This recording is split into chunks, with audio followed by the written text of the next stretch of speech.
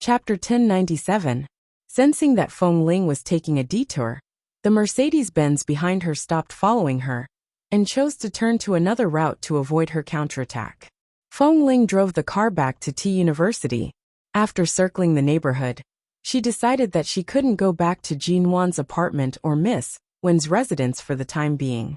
Otherwise, she would only cause trouble for them.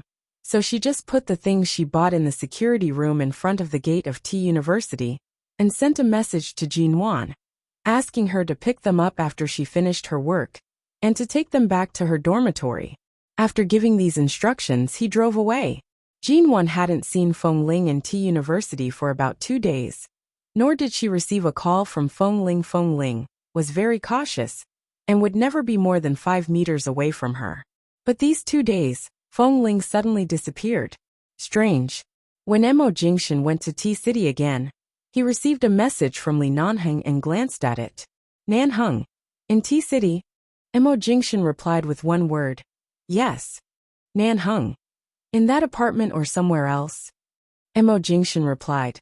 Apartment. Within half an hour, Nanheng drove over, knocked on the door and came in. Mo Jingshan saw that he was travel-worn.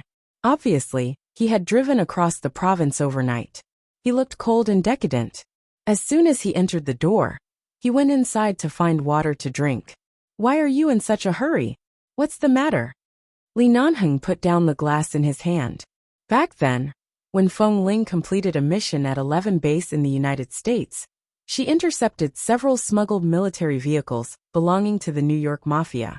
Those people have been tracking her whereabouts for the past 2 years, and in the past 2 days, they have moved to T-City. Her whereabouts are currently being monitored. Mo Jingshan looked back. There are not many people in T-City. Have you transferred other people here? Yes. Feng Ling is good at martial arts. If she notices anything unusual, she should be prepared for it. Doesn't she know that you are here this time? I flew to High City overnight to transfer people and drove here from High City, but I haven't seen her yet. Li Nanheng took a look at the time when he sat down. Deal with Jin Wan's affairs by yourself. Feng Ling can't take care of herself. Take care of your wife. Don't let anything happen to her. No, it's fine as long as you're safe. They're all old grudges with 11 Base. It's related to the arms deals in New York and Los Angeles. Their target is Feng Ling. It won't affect Jin Wan. Nanheng drove here overnight and did not sleep. He coughed with a cold expression and said, but for the next few days, you'd better not let Feng Ling follow Jin Wan. Mo Jingshan was silent for a moment before saying, the New York Mafia's vengeance has always targeted a specific person. With their abilities, they won't be able to cause trouble in the country. They won't dare to implicate more people in the country. As long as Feng Ling takes precautions in time, there won't be much of a problem. Li Nanheng knew that it was not a big problem, but after leaving her in China for so long, it was time to close the net. Be careful, Mo Jingshan said. Li Nanheng didn't say more.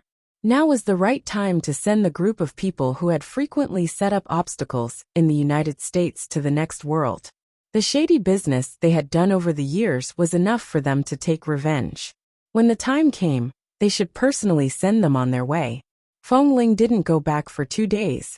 After 2 days of chasing and secretly observing, she was completely sure of the background of the group of people who were following her. They were all the group of people who had been left behind. Here in China, the security was much stricter than in the United States, so it was not convenient to chase her on the road. Besides, T-City was not their territory, so they could only follow her for the time being and wait for an opportunity. After temporarily shaking off the group of people, Feng Ling, who had been outside for 2 days, had to go back to the place where she lived to take away some of her things, and she should move away from Miss Wen's place for the time being. She couldn't leave any of her things for these people to investigate. While the group of people was temporarily shaken off, Feng Ling drove to the community where Miss Wen and her lived some time ago, but she still carefully parked the car outside the community and then walked in through the side door alone. However, what Feng Ling didn't expect was that the group of people had already found her residence in T-City, and there were already 2 strong men waiting at the intersection she had to pass. As soon as she walked in, she suddenly saw the 2 men. Feng Ling stopped and took a step back calmly.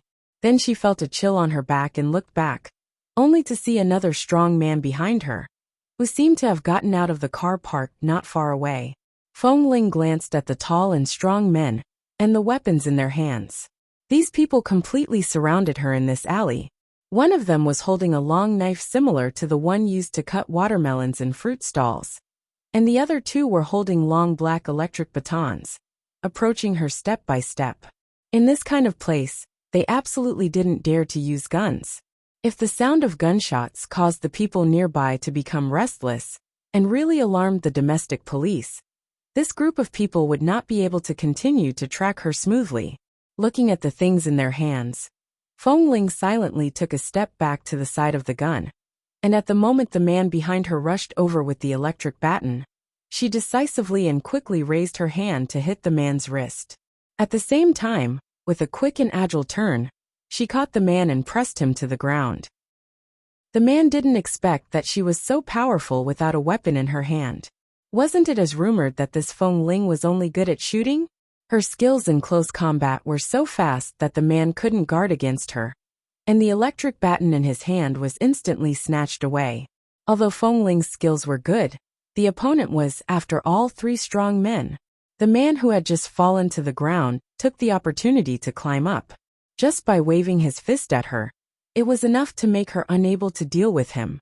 Furthermore, the other two had an electric baton and a knife. After several rounds of fighting, her arm was struck by the electric baton, and at the same time, her shoulder was cut by the blade. Just as she was forced to lean against the wall, looking coldly for an opportunity to escape, one of the strong men she had just defeated rushed forward and grabbed her neck. He ruthlessly pushed her against the wall, his grip almost instantly breaking her neck.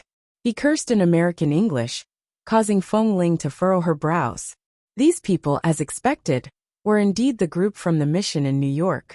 At that time, their accent was also like this.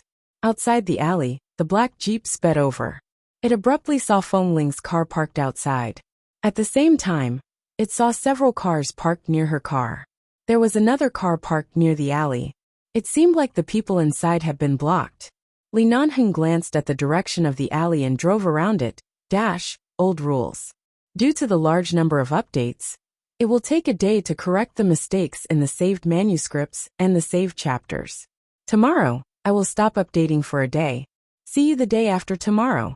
2 consecutive days of updates should not be less than 80,000 words, starting to activate the warning of more sweet content. Haha. I love you guys, seeking monthly votes. Chapter 1098. Feng Ling kicked the brawny man in front of her away, freeing her neck, that was almost about to be broken from the other party's grip. She turned to avoid the other party's hand that was about to grab her again. However, 3 people still came to attack her. In the narrow space of this alley, there was no place for her to hide.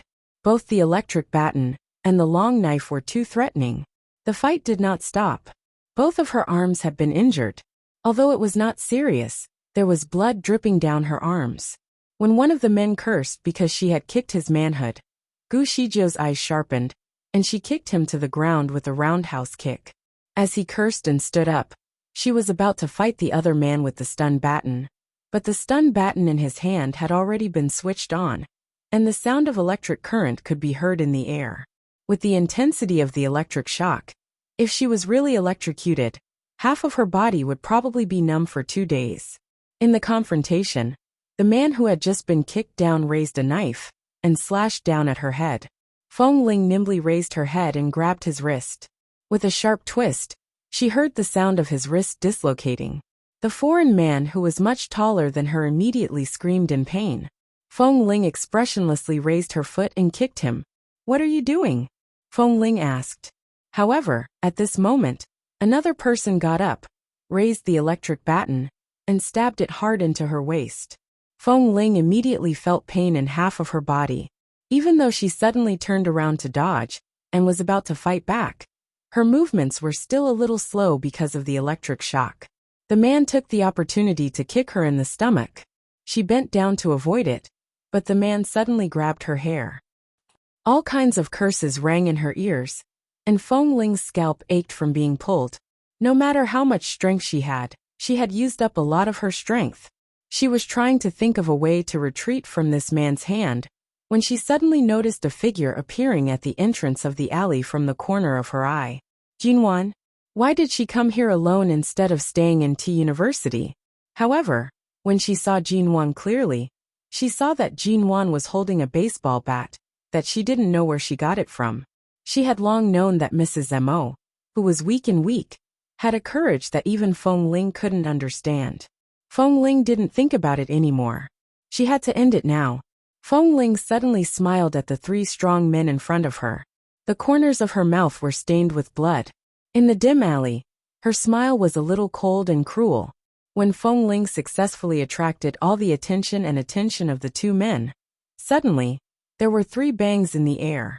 The three men were hit by a baseball bat on the back of their heads. Before they had time to turn their heads, they were knocked to the ground by the baseball bat.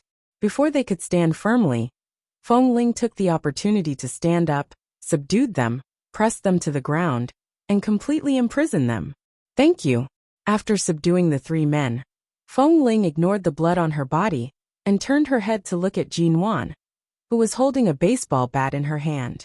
Seeing that she was injured, Jinwan quickly stepped forward and checked the wounds and blood on her body with concern. Seeing that Feng Ling's cheeks seemed to be scratched, her neck was bruised, and the corners of her mouth were stained with blood, Jinwan reached out to take her arm. How are you? Are you seriously injured? I'm fine. It's just a minor injury. Feng Ling didn't shake off Jinwan's hand, but used her other hand to hit the back of the men's necks again. After being ruthlessly hit in the back of the neck, which was the weakest part, the three men immediately fainted and lay on the ground motionlessly. With Jinwan's support, Feng Ling stood up. Seeing that Feng Ling seemed to be injured and bleeding, Jinwan frowned. What's the matter with them? Do you have any enemies in the United States? Enemies? Feng Ling glanced at the three men on the ground. Sort of. I did a lot of missions in 11 base, and made a lot of enemies. You're seriously injured. Let's get out of here first. Jinwan tugged at her hand again.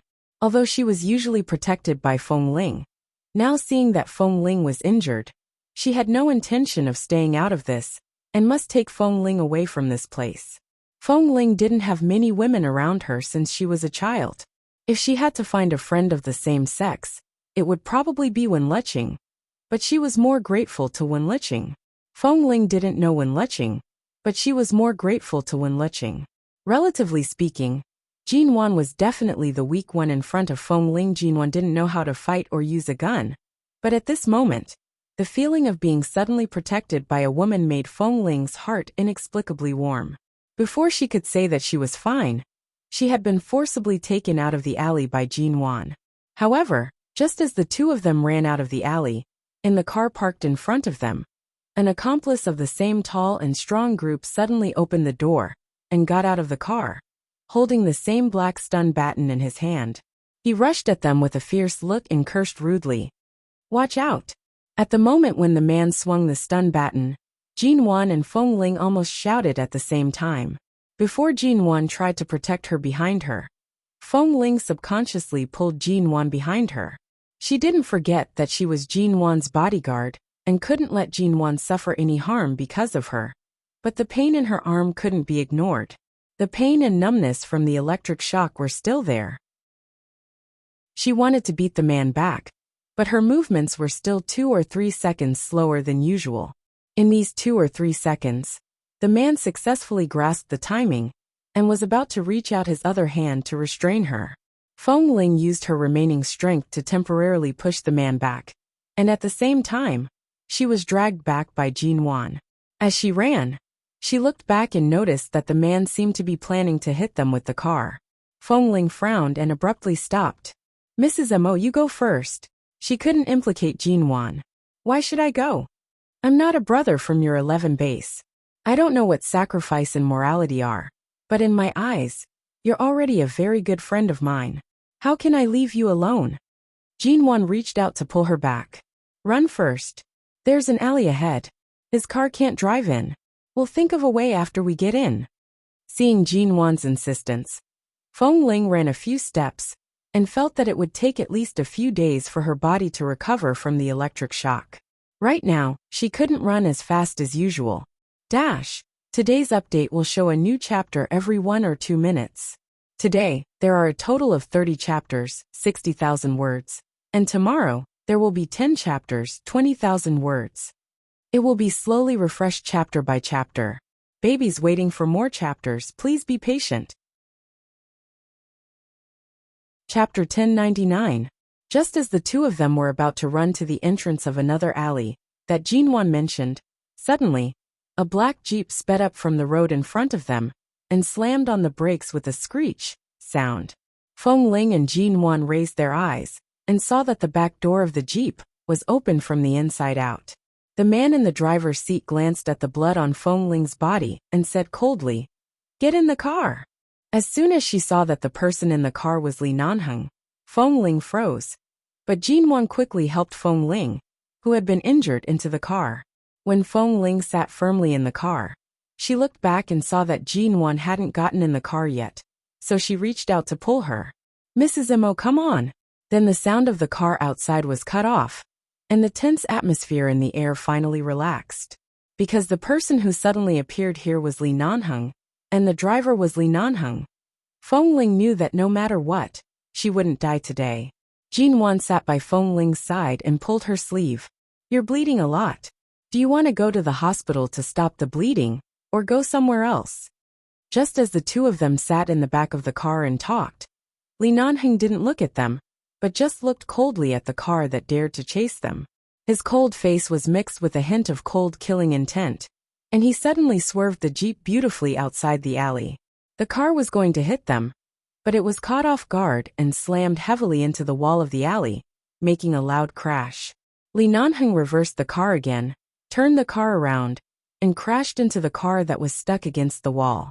Feng Ling and Jinwan only felt the force of the collision in the car. When they turned their eyes, they saw that the car had been directly hit into the entrance of the alley by the jeep. The car was stuck there, unable to get in or out. At the same time, the gas tank of the car had leaked, and gasoline was dripping down. If someone threw a cigarette but here at this time, the people in the car would never have a chance to survive. Because when the car was hit, it was stuck in the alley. The doors on both sides were tightly stuck to the wall. The doors couldn't be opened, and the front and back windows were so solid.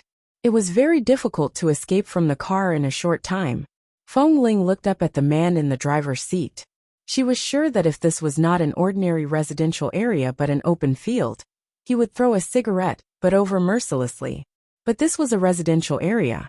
If a car here spontaneously ignited and exploded, it would affect the residents of this community. The man looked coldly at the car that had been completely shackled in the alley, and at the same time, he backed the black jeep and drove it out of this community. "Feng Ling, you're bleeding too much.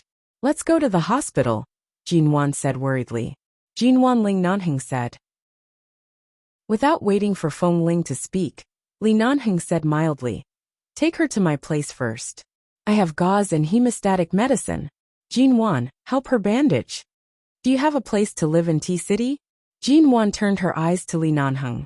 It seemed that he had just arrived, but people like them were all cunning rabbits and had many places to live in. She said, "Is it far? My apartment is very close to here. She can go to my place to have her wound bandaged." "Forget it. We can't go there together now, in case you get into trouble." Li Nanheng spat out these words coldly and glanced at Jinwan through the rearview mirror. "Why were you there just now?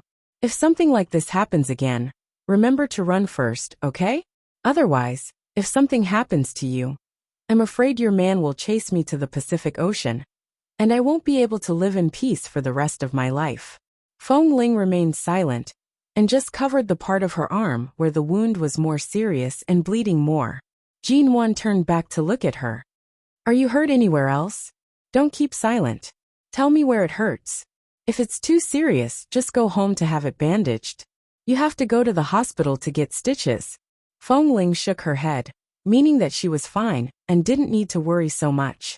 Just then, they noticed that several cars were driving in the opposite direction from them. Then, in an instant, several cars drove into the residential area behind them, surrounding the car that was trapped in the alley. It was not difficult to see that they were from 11 base. Feng Ling didn't expect that 11 base's people could be seen so easily in China. Did Li Nanheng specially come to T-City with full preparation? Did he expect that something would happen to her before he came? Did he come to help her out? Jin Wan took out a wet towel from her bag to wipe away the blood on Feng Ling's face. Seeing that Feng Ling's complexion was pale, she furrowed her brows and asked, "Someone actually dares to wield a knife in broad daylight in the country. Are there any powerful connections behind this? Can you call the police?" "The domestic police can't handle this kind of thing," Feng Ling said lightly, and looked up at the man who was driving in front of her. As if feeling her gaze, Li Nanheng drove the black jeep to the main road in the traffic flow, and looked at her through the rearview mirror for a moment. Feng Ling immediately looked away, but the man in the driver's seat smiled faintly, and continued to drive calmly. Li Nanheng's so-called residence in T-City was a suite on the top floor of a hotel that he had temporarily booked. No one was allowed to enter this entire floor. After arriving at the place, Jin Wan had been taking care of Feng Ling, helping her take off her clothes and dressing her wounds. Feng Ling had never experienced such a pure same-sex friendship since she was a child. She used to live like a man in the base, but now suddenly being cared for like this, she was not used to it. "Can't you lift your hand now? I'll help you take it off. Don't move." Jin Wan took off Feng Ling's clothes. Feng Ling didn't refuse and took off her clothes. Fortunately, there was a conservative black sportswear inside. Jin Wan saw the wounds on her body, and hurriedly turned to run into the bathroom to wash a towel and help her wipe the blood around the wounds. Li Nanheng came over with the hotel's medicine box and saw this scene. His eyes paused on Feng Ling, who was only wearing sports underwear. Before he spoke, Jin Wan had quickly come over, snatched the medicine box from his hand, and turned back to disinfect and stop the bleeding for Feng Ling. The room was very quiet. Jin Wan was bandaging Feng Ling's wounds, and suddenly it seemed that Li Nanheng, a big man, was superfluous. Jin Wan also turned to look at him from time to time, which was obviously a silent question. Feng Ling was sitting here wearing so little. How could a big man like him have the nerve to watch by the side? Perhaps because Jin Wan's look was too obvious, Li Nanheng coughed and went out. Chapter 1100. After treating Feng Ling's wound, Jin Wan rummaged for a black t-shirt that Li Nanheng had worn and put it on her. After a while, Li Nanheng came in again. Seeing that Jin Wan had squatted down to treat the wound on Feng Ling's leg, he raised his eyebrows and chuckled. "You're quite thoughtful. Miss Ji is much more useful than before." Jin Wan silently rolled her eyes at the disinfectant in her hand, thinking that Li Nanheng wanted to bandage Feng Ling's wound himself, but couldn't do it, so he was angry with her. At this time there was a knock on the door. Emo Jingshan came. Jin Wan, who had been cold to Emo Jingshan for a long time because of something, turned her eyes to the door with a jerk, and was a little surprised. "Who is it?" Li Nanheng glanced at her surprised expression. "Don't think too much. I just went out and called Emo Jingshan. He happened to be nearby. Who do you think will come now?" "Jin Wan." "Your man is here. Are you going to open the door or should I?" Li Nanheng now felt that Jin Wan was too conspicuous in front of Feng Ling, so he couldn't get close to her. If he didn't mention Emo Jingshan, Feng Ling would probably leave with Jin Wan without saying a word to him. The man just stood there. Although his tall figure blocked the door, he couldn't block the sound coming from the other side of the door, and he looked like he was about to laugh. The door rang for a while. The great Mr. Emo had been blocked by the door for so long. Jin Wan was in a dilemma. Feng Ling looked at them, suddenly put down the leg that was being treated and said, "Let me open the door." Li Nanheng glanced at her coldly. "Don't be nosy." Feng Ling's expression faltered. Ever since the last time in the hotel, he kept calling her his wife, causing her heart to be in a mess.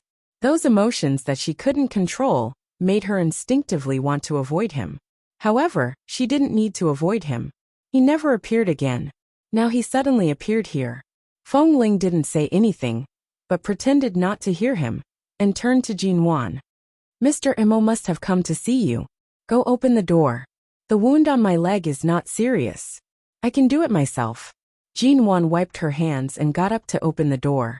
While Jinwan was busy dealing with Mo Jingshan, Li Nanheng stood in the room and looked at Feng Ling, who was trying to apply medicine on her own. He walked over, picked up the anti-inflammatory and hemostatic ointment in front of her, lowered his body, bent over, and applied the ointment evenly on the wounds on her legs that were not serious but not too light. Because the man's fingertips were stained with ointment and touched her wound, the pain that she had been enduring just now seemed to be piercing her heart. She sat there silently and didn't move, just looking at her leg. You've been injured a lot since you were a child. Why can't you remember that when the enemy has a weapon and you don't have a weapon, you should be good at using everything you can to resist, instead of your own arms and legs? You're made of flesh and blood. How can you resist those knives and guns? Li Nanheng said like a worrisome elder, as he helped her apply the ointment. Perhaps it was because the man only mentioned how she should block other people's weapons. Feng Ling's voice was slightly hoarse as she said, "It's easy for you to say. At that time, there wasn't even a stone on the ground in the alley. There were walls on both sides. What could I use to block?" Li Nanheng raised his head. He held the ointment in one hand and placed the other on her leg. "I've taught you how to untie belts so many times. Those people just now all have belts on them. Don't you know how to pull off their belts and beat them?" Feng Ling. What? Wasn't he the one who forcefully pressed down on her hand to undo his belt? How could she think of such a way at that time? At this time, Mo Jingshan had come in, but he clearly had more important things to talk about with Mrs. Mo. He glanced at her wound, made sure that it was only a skin wound and not serious, and turned to go next door. Jinwan was about to walk to Feng Ling when Feng Ling turned to say, "Speaking of which, if Mrs. Mo hadn't helped me today, I wouldn't have been able to escape so smoothly." She actually said this to Mr. Mo next door. They had been in a cold war recently, and now Jinwan was almost in trouble because of her. If she didn't quickly help Jinwan out, Mr. Mo's eyes would probably be sharp enough to kill her. Jinwan simply avoided all of them and went into the kitchen to find water to drink. Li Nanheng glanced expressionlessly at the kitchen and then at Feng Ling. "Is that so? Then as a bodyguard, you're going to lose your job, right? Do you want to go back to America with me, back to the base?" Feng Ling. No. Li Nanheng's cold brows moved.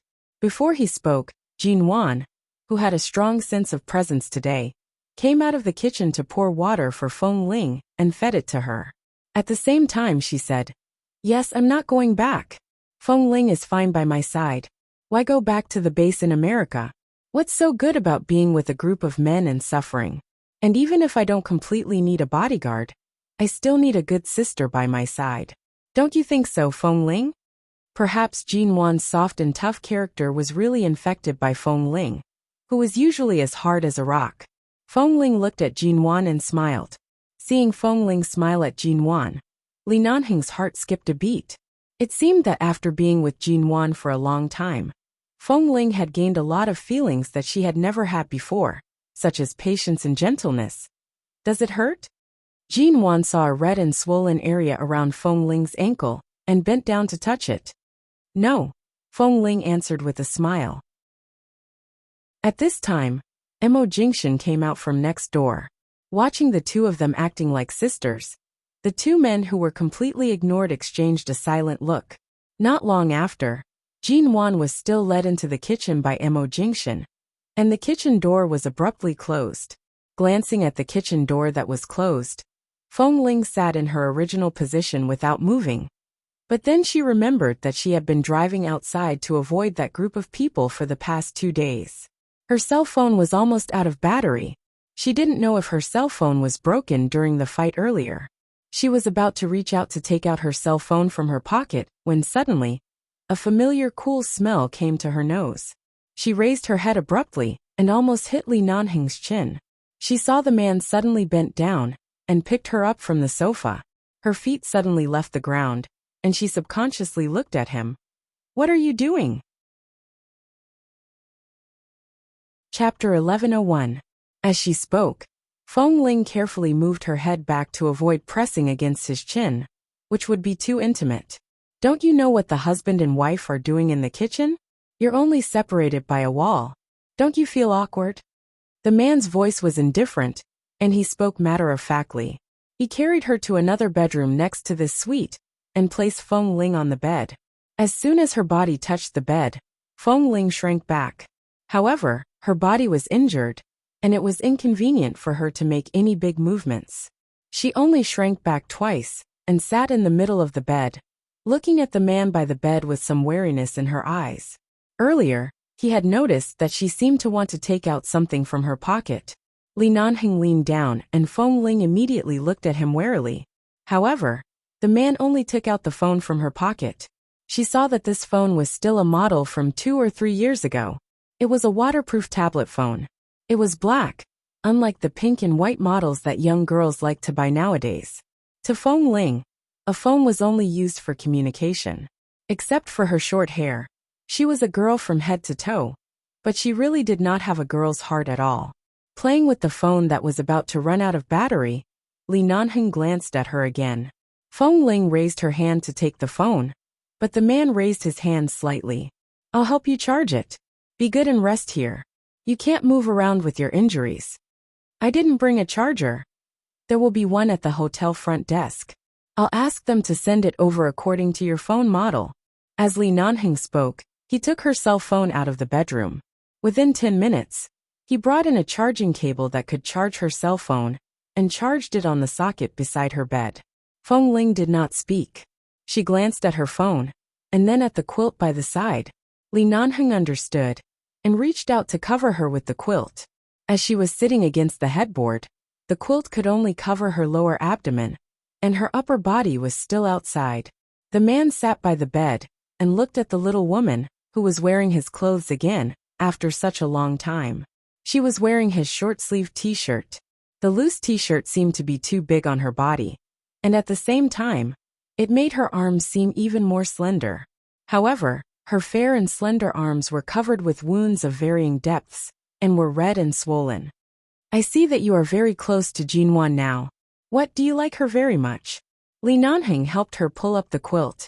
His tone of speaking while sitting on the bed made it seem as if there were no grudges or conflicts between the two of them. It was just a simple conversation without any emotions mixed in.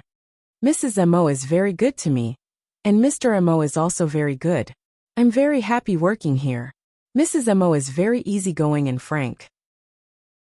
She is the kind of person that people can easily befriend after spending a long time with. It's rare for me to accept a new friend, but this new friend is very good, Feng Ling answered calmly. Li Nanheng looked at her and suddenly turned sideways to approach her.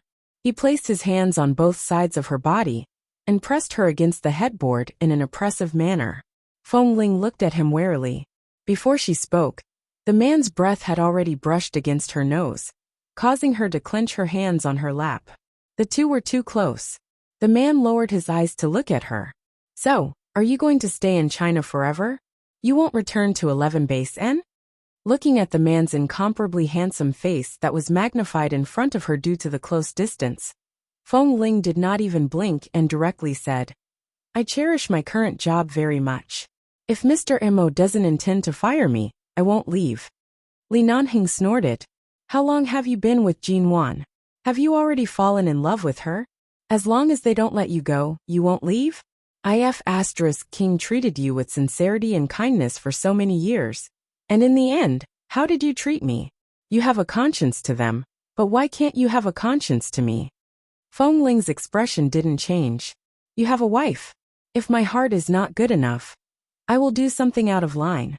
Bosley, you'd better put your heart and mind on your wife. There's no need to provoke me. Li Nanheng immediately raised his eyebrows and sneered. Jealous? Feng Ling put on a straight face and looked at him coldly. You think too much. Li Nanheng lowered his eyes to look at her and smiled faintly. He did not continue to interrogate her at this time. He stepped back and helped her pull up the quilt. Do you want to lie down or sit here to rest for the time being? I think it will take a while for Jinwan and Mo Jingxian to finish. Just like this. There's no need to lie down.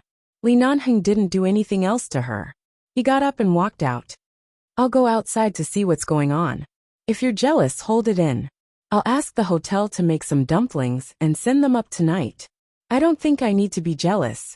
I can just watch you. Feng Ling. She suddenly raised her eyes to look at the man who had stood up and walked to the bedroom door. Seeing that he had closed the door and left, she suddenly grabbed the pillow behind her, ignored the pain of the wound on her arm, and threw the pillow over.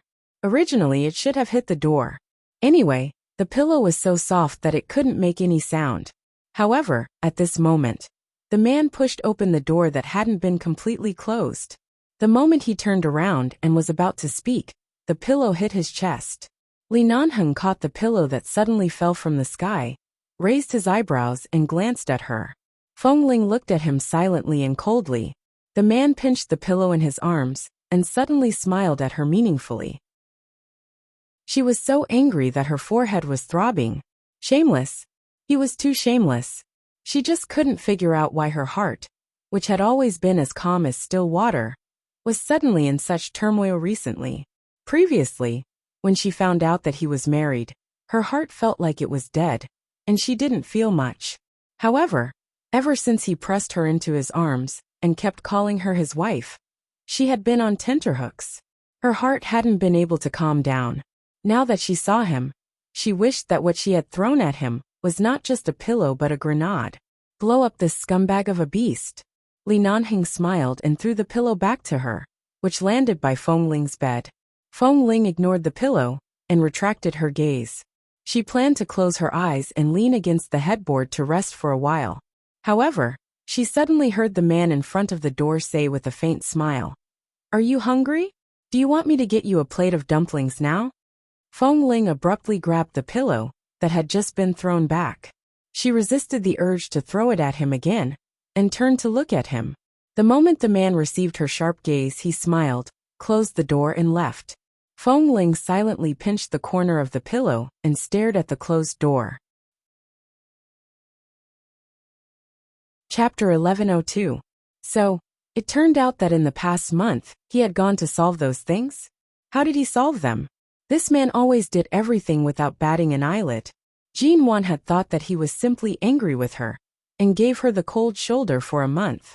It turned out that he was actually so decisive. She suddenly lowered her eyes. For a moment, she didn't even know what she was angry about. In the past month, had she calmed down? She had indeed calmed down, and she was way too calm. She glanced at Emo Jingxian again. "On my birthday, you were the one who made the cake. Why didn't you tell me?" As she spoke, she puffed up her cheeks unhappily. But this unhappiness didn't come from anger. Instead, she was annoyed that because of what happened in her previous life, she was too subjective and defensive when looking at certain things. Instead, she neglected too much warmth and detail. Perhaps she was only annoyed. "You still know that I made those cakes? When I cut them one by one, I didn't see your heart ache," the man said half-jokingly, stroking her hand. "You're not angry anymore, eh? What was there to be angry about? Jin Wan wasn't that unreasonable. She wouldn't give up a good man. Was she really going to give up this piece of meat to someone else? She wasn't a masochist."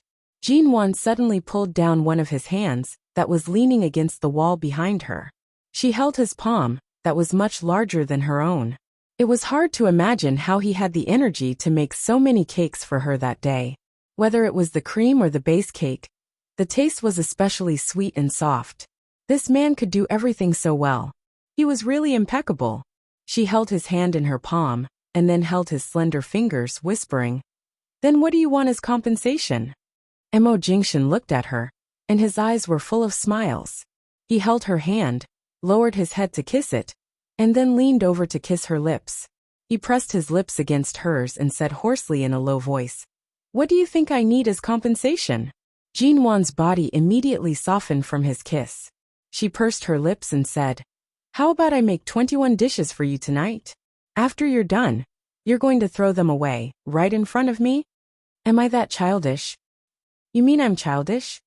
Jin Wan hadn't cooked for a long time, not even since she came to T-City. Now she was trying to make up for her mistake and give him a chance to take revenge. But he didn't appreciate her kindness, so he couldn't blame her for this. She was not to blame. Suddenly a few dong-dong sounds came from the wall outside the kitchen. Nanheng knocked on the wall a few times. You too, don't go too far. You've been in there for so long. Do you need me to take Feng Ling away and leave this room to you? Jin Wan subconsciously tugged on Emo Jingshan's hand, rushing to leave. However, Emo Jingshan did not move.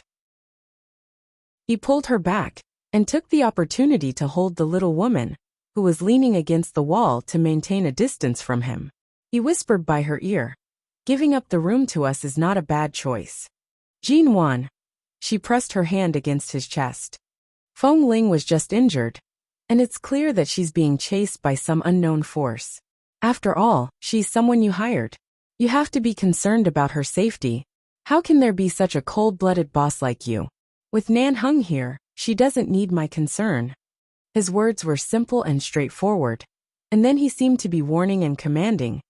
In the future, if there are any illegal activities with unknown pursuers or foreigners, you're not allowed to approach. Although Feng Ling is good at martial arts, her background isn't simple. When the situation is tense, what you have to do is to take care of yourself first, understand? Today, when Jin Wan rushed into the alley with a baseball bat, it was probably because Feng Ling was among the people inside that she thought Feng Ling could handle it. So she had the courage to rush in to help. Of course, she had the awareness to protect herself, but she wasn't too weak. It was not Jin Wan's style to hide when something happened. Of course, she wouldn't let others worry about her. I know. When it's cold, I don't see you. When it's good, you come to manage me like a housekeeper, Jin Wan muttered. Emo Jingshan. When Jin Wan walked out of the kitchen, she saw that Feng Ling had put on her black sports coat. If it weren't for the fact that she was only wearing underwear inside and couldn't take it off, she would most likely have changed out of Nanheng's black t-shirt. She saw Feng Ling sitting on the sofa with the coat on, as though the person who was injured earlier was not her. Except for her complexion being paler than usual, there was no difference. Was this the reason she had received training? She couldn't even cry out in pain, and had to endure all kinds of feelings, as though they had never happened? You're finally willing to come out. I thought the two of you would stay in my kitchen until the end of time. Nanheng leaned against the wall outside the kitchen door with a cold smile. His eyes glanced at Jin Wan's expression, which had softened a lot. He didn't need to guess to know that this little woman had most likely been coaxed. Emo Jingshan placed his hand on Jin Wan's waist, encircling the little woman, who was about to head to the sofa, in his arms to stop her from running away. He glanced at Feng Ling and the medicine box by her feet, and then his gaze fell on Nanheng. They went around in such a big circle. Is their target her or you? Nanheng's expression was indifferent and lazy. We're all people who work in 11 base. Their biggest target is either me or her. What's the difference? Emo Jingshan looked at him and said indifferently, Your own woman has been injured to such a state. Right now, you clearly want to personally uproot the nest of those pieces of trash, but now you can lean against here and smile as though nothing happened.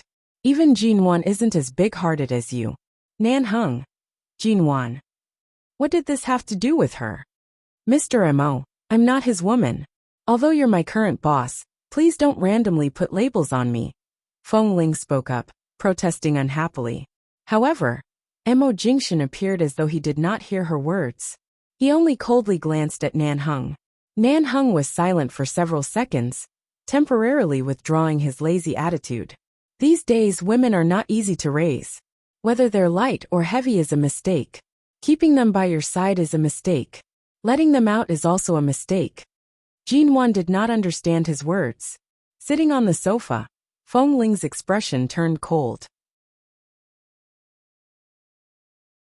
Chapter 1103. After hanging up the phone, Li Nanheng opened the door and went to the bedroom. Feng Ling had already woken up. What do you want to eat? Li Nanheng turned on the bedroom light. Feng Ling slowly sat up on the bed and turned to look at the sky outside the window. What time is it? 4 o'clock in the afternoon. You haven't eaten anything since noon. Your current boss, Missouri Jingshan, said that you should have a good rest here and don't have to accompany Jin Wan. Feng Ling raised her hand to take the cell phone, but it was difficult for her to do so because of the injury on her arm. Li Nanheng came over to take the cell phone for her and handed it to her. She took a look at it and found that it was really past 4 o'clock. What do you want to eat? The man asked patiently. There's nothing delicious. Feng Ling was not very comfortable because of her injury. It was uncomfortable to move even a little, but she didn't want to lie in bed all the time. She slowly moved her body to get out of bed. Li Nanheng knew that she didn't like to lie all the time, so he reached out to help her. Come on, slow down. The man's gentle and patient voice made Feng Ling turn to look at him. Their eyes met, and Li Nanheng looked at her. What's wrong? Where does it hurt? No. Feng Ling didn't say much. She walked out of the bedroom, sat down in the living room of this suite, and then looked around. There were several other rooms here. Even if she really listened to Mr. Mo's arrangement and recuperated here temporarily, Li Nanheng shouldn't be so beastly as to do anything to her. Due to their work and occupation, they were often injured. In the past, she had recuperated in Li Nanheng's place. This seemingly cold and domineering man always seemed to have a knack for taking care of her. She was used to it. She glanced at the injury on her arm and asked, when should I change the dressing? At 8 o'clock, simply scrub and change the dressing. After that, lie down and sleep. Li Nanheng casually threw the medicine box on the coffee table. Feng Ling saw that there were several kinds of good wound medicine in the medicine box. She guessed that he had asked someone to buy them when she accidentally fell asleep in the bedroom. People who came from 11 base always dealt with their wounds by themselves. At most, they would go to Dr. 1 in the base. Otherwise, they would just apply some medicine and wouldn't go to the hospital. Everyone was very good at bandaging. Even Feng Ling had gradually gained some experience in bandaging. Not to mention Boss Li, who had been in the base for so many years. He said to change the dressing at 8 o'clock, so he had to wait until 8 o'clock. What should he do now?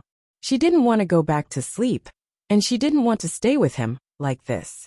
Originally, Feng Ling was not hungry, but perhaps it was because she had just woken up and felt that she was not hungry, but her stomach was already growling. Li Nanheng glanced at her and repeated the previous question. What do you want to eat? Apart from dumplings, anything is fine. Feng Ling pressed her stomach, her expression clearly unhappy. Li Nanheng smiled. I heard that the dumplings in this hotel are not bad. They are handmade. I'm not eating. Then what do you want to eat? Feng Ling stood up from the sofa and slowly walked a few steps. She really didn't want to stay in the same room with him, but if she went out alone at this time, she would either cause trouble for Li Nanheng or Mr. Mo. And it was not the time to be willful and mischievous. Feng Ling walked to the window and looked out. She saw a gourmet restaurant not far away. She said, Mrs. Mo passed by this place with me some time ago. We ate at this gourmet restaurant. There's a noodle shop here that serves pretty good rice noodles. You like to eat rice noodles? I didn't eat it in the United States before. After coming to China, I tasted a lot of new things and found that rice noodles are very delicious. Feng Ling answered and turned to look at him. Can I eat rice noodles? Of course. Li Nanheng picked up the phone. I'll ask them to pack it up for you. No. I want to go out to eat by myself. Li Nanheng glanced at her. You still want to go out with such injuries? It's just a skin wound. I'm very energetic after sleeping for an afternoon. As long as I walk slowly and don't pull my wounds, I'll be fine. You know I'm used to exercising. It's uncomfortable to keep me in the room. Seeing that she insisted, he knew that she was trying to avoid the awkwardness of being in the same room with him. After waking up, she seemed to be in a much better state. As long as she wore long-sleeved clothes, the wounds on her arms and legs could be covered. Except for her slightly pale face, there was nothing unusual. Li Nanheng urged someone to send the clothes he had arranged for someone to buy for her. He asked Feng Ling to go back to the room to change, and took her out. Feng Ling's legs still hurt when she walked, but it didn't affect her. When they walked into the elevator, Li Nanheng looked down at the little woman, who was leaning against the wall of the elevator with a pale face. Didn't you say it doesn't hurt? Didn't you say you can endure it? It's not too late to ask someone to pack it up and send it up. No need. He was as stubborn as ever for 8 years. Li Nanheng resisted the urge to rub her hair, put his hand in his trouser pocket, and sighed helplessly and indulgently. If he touched her at this time, even if it was just a strand of her hair, she would probably explode in anger. In the past, he felt uncomfortable because she was always suppressing her emotions and being too calm. But now he finally knew how to provoke her. She was indeed aroused by the slightest provocation. If he wanted to coexist peacefully and lure her heart back, he still needed some countermeasures. Although T-City was about to enter winter, and the weather was very cold, it was like a city that never slept. It was nearly 5 o'clock in the evening, and the wind was very strong. The cold wind blew on her face like a knife and drilled into her neck. The coat Li Nanheng asked someone to buy for her was warm, but the person in charge of buying the clothes forgot to buy a scarf. Seeing her neck being blown by the wind, the man who was walking beside her suddenly stretched out his long arm and took her into his arms. He opened his coat and wrapped Feng Ling. The man was so much taller than her, and his coat was open enough to cover her exposed neck under the cold wind. Feng Ling stiffened and wanted to push him away, but she couldn't use too much strength in her arms and legs, or her wounds would hurt. She resisted as she walked, but the man held her tighter when she resisted. "Don't make trouble. Do you want to get hurt and catch a cold?" Feng Ling had to be held by him, and turned to look at the road opposite the hotel. At this time, the street lights were lined up, illuminating the entire night sky above her head. There were many shops near the hotel, and all kinds of things were available. They were getting closer and closer to the food city she wanted to go to. Although the food city was only 1 street away from her, it would only take more than 10 minutes to walk there. Li Nanheng seemed to be afraid that she would really freeze, so he reached out to hail a taxi and opened the door. "Go in." Chapter 1104. When this man was domineering, she couldn't refuse any of his decisions. Feng Ling had no choice but to sit in the car. She was about to raise her hand to close the door, but the man sat in the car instead of sitting in the front passenger seat. Feng Ling wanted to ask him why he didn't sit in the front, but when the words came to her mouth, she felt that it seemed to be too cumbersome and nonsense, so she simply didn't say it. The man didn't look at her expression. After telling the driver the destination, he glanced at the time on his wrist and handed his wrist to her. Feng Ling was confused and looked at the watch on the man's wrist. There were a few small letters on the shiny dial. When she was in 11 base, she didn't understand a lot of things.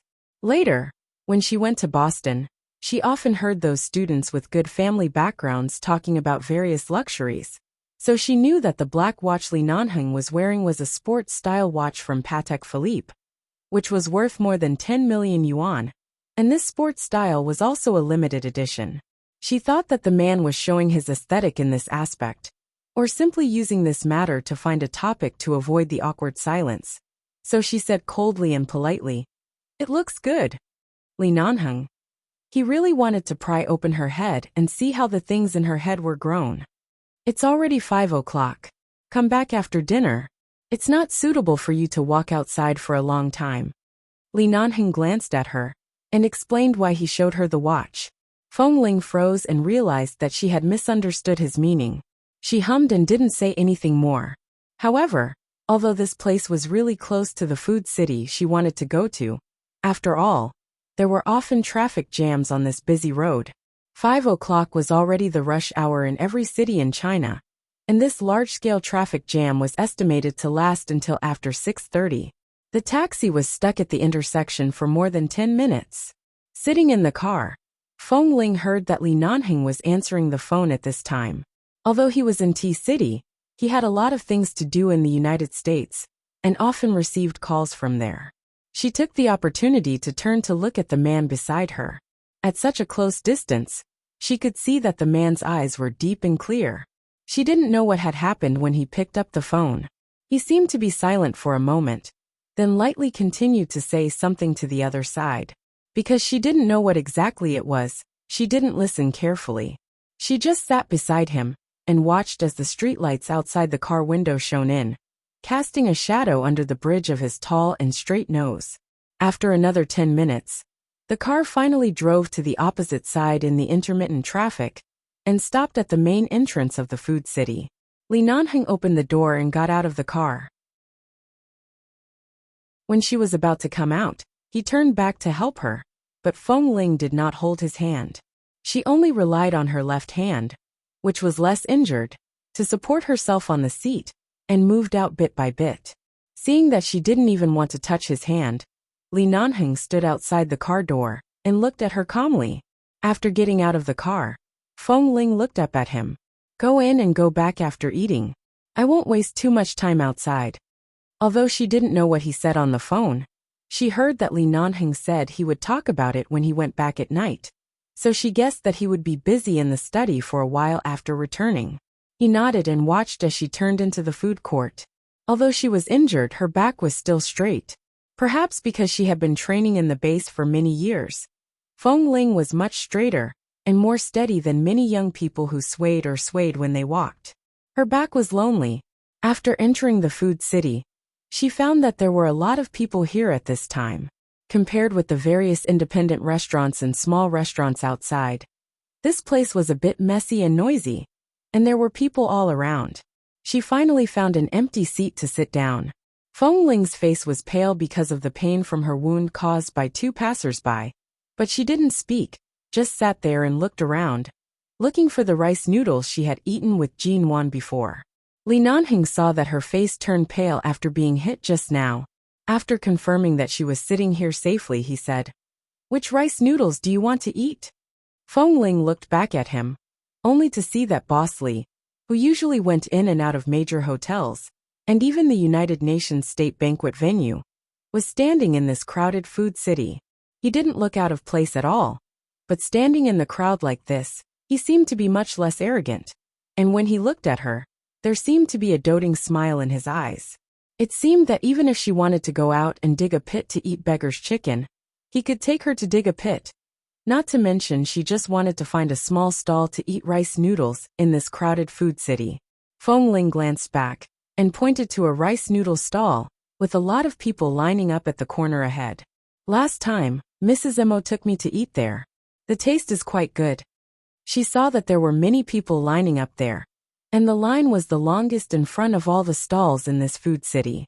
There was no doubt that the taste should be really good, but there are too many people in the line. Let's just eat something else. Feng Ling glanced at other stalls and didn't know what to eat. Seeing her hesitation, Li Nanheng didn't speak and went straight to the stall of the rice noodle shop. When Feng Ling looked back at the man again, he had already walked over there. Li Nanheng had lived a luxurious life since he was a child. Even if he trained all day in 11 base, he was still the eldest grandson of the Li family, and then the boss. No one dared to let him line up anywhere. Such a long line. Would he jump the queue or something? Or, with his impatient temper, he might just take the money for the people at the back and ask them to wait for him at the back while he openly ran to the front. No matter what, Feng Ling didn't like it. In the past, she rarely came into contact with these smoky places. She didn't expect that Mrs. Mo, the wife of CEO Mo and the daughter of the Ji family, would find such a place with all kinds of delicious food. And the price was not expensive, as if everything was delicious. Feng Ling fell in love with it after coming here once. So she didn't want anyone to destroy the balance in this smoky place. Just when she was wondering if Li Nanheng would do that, she turned her head again, only to see that the tall and outstanding man in the crowd stood at the back of the crowd and waited in a long line obediently and patiently. It seemed that he didn't have any impatient expression. While waiting in line, he looked at the other stalls next to him, as if he was afraid that she would be bored sitting there alone. So he bought some snacks for her.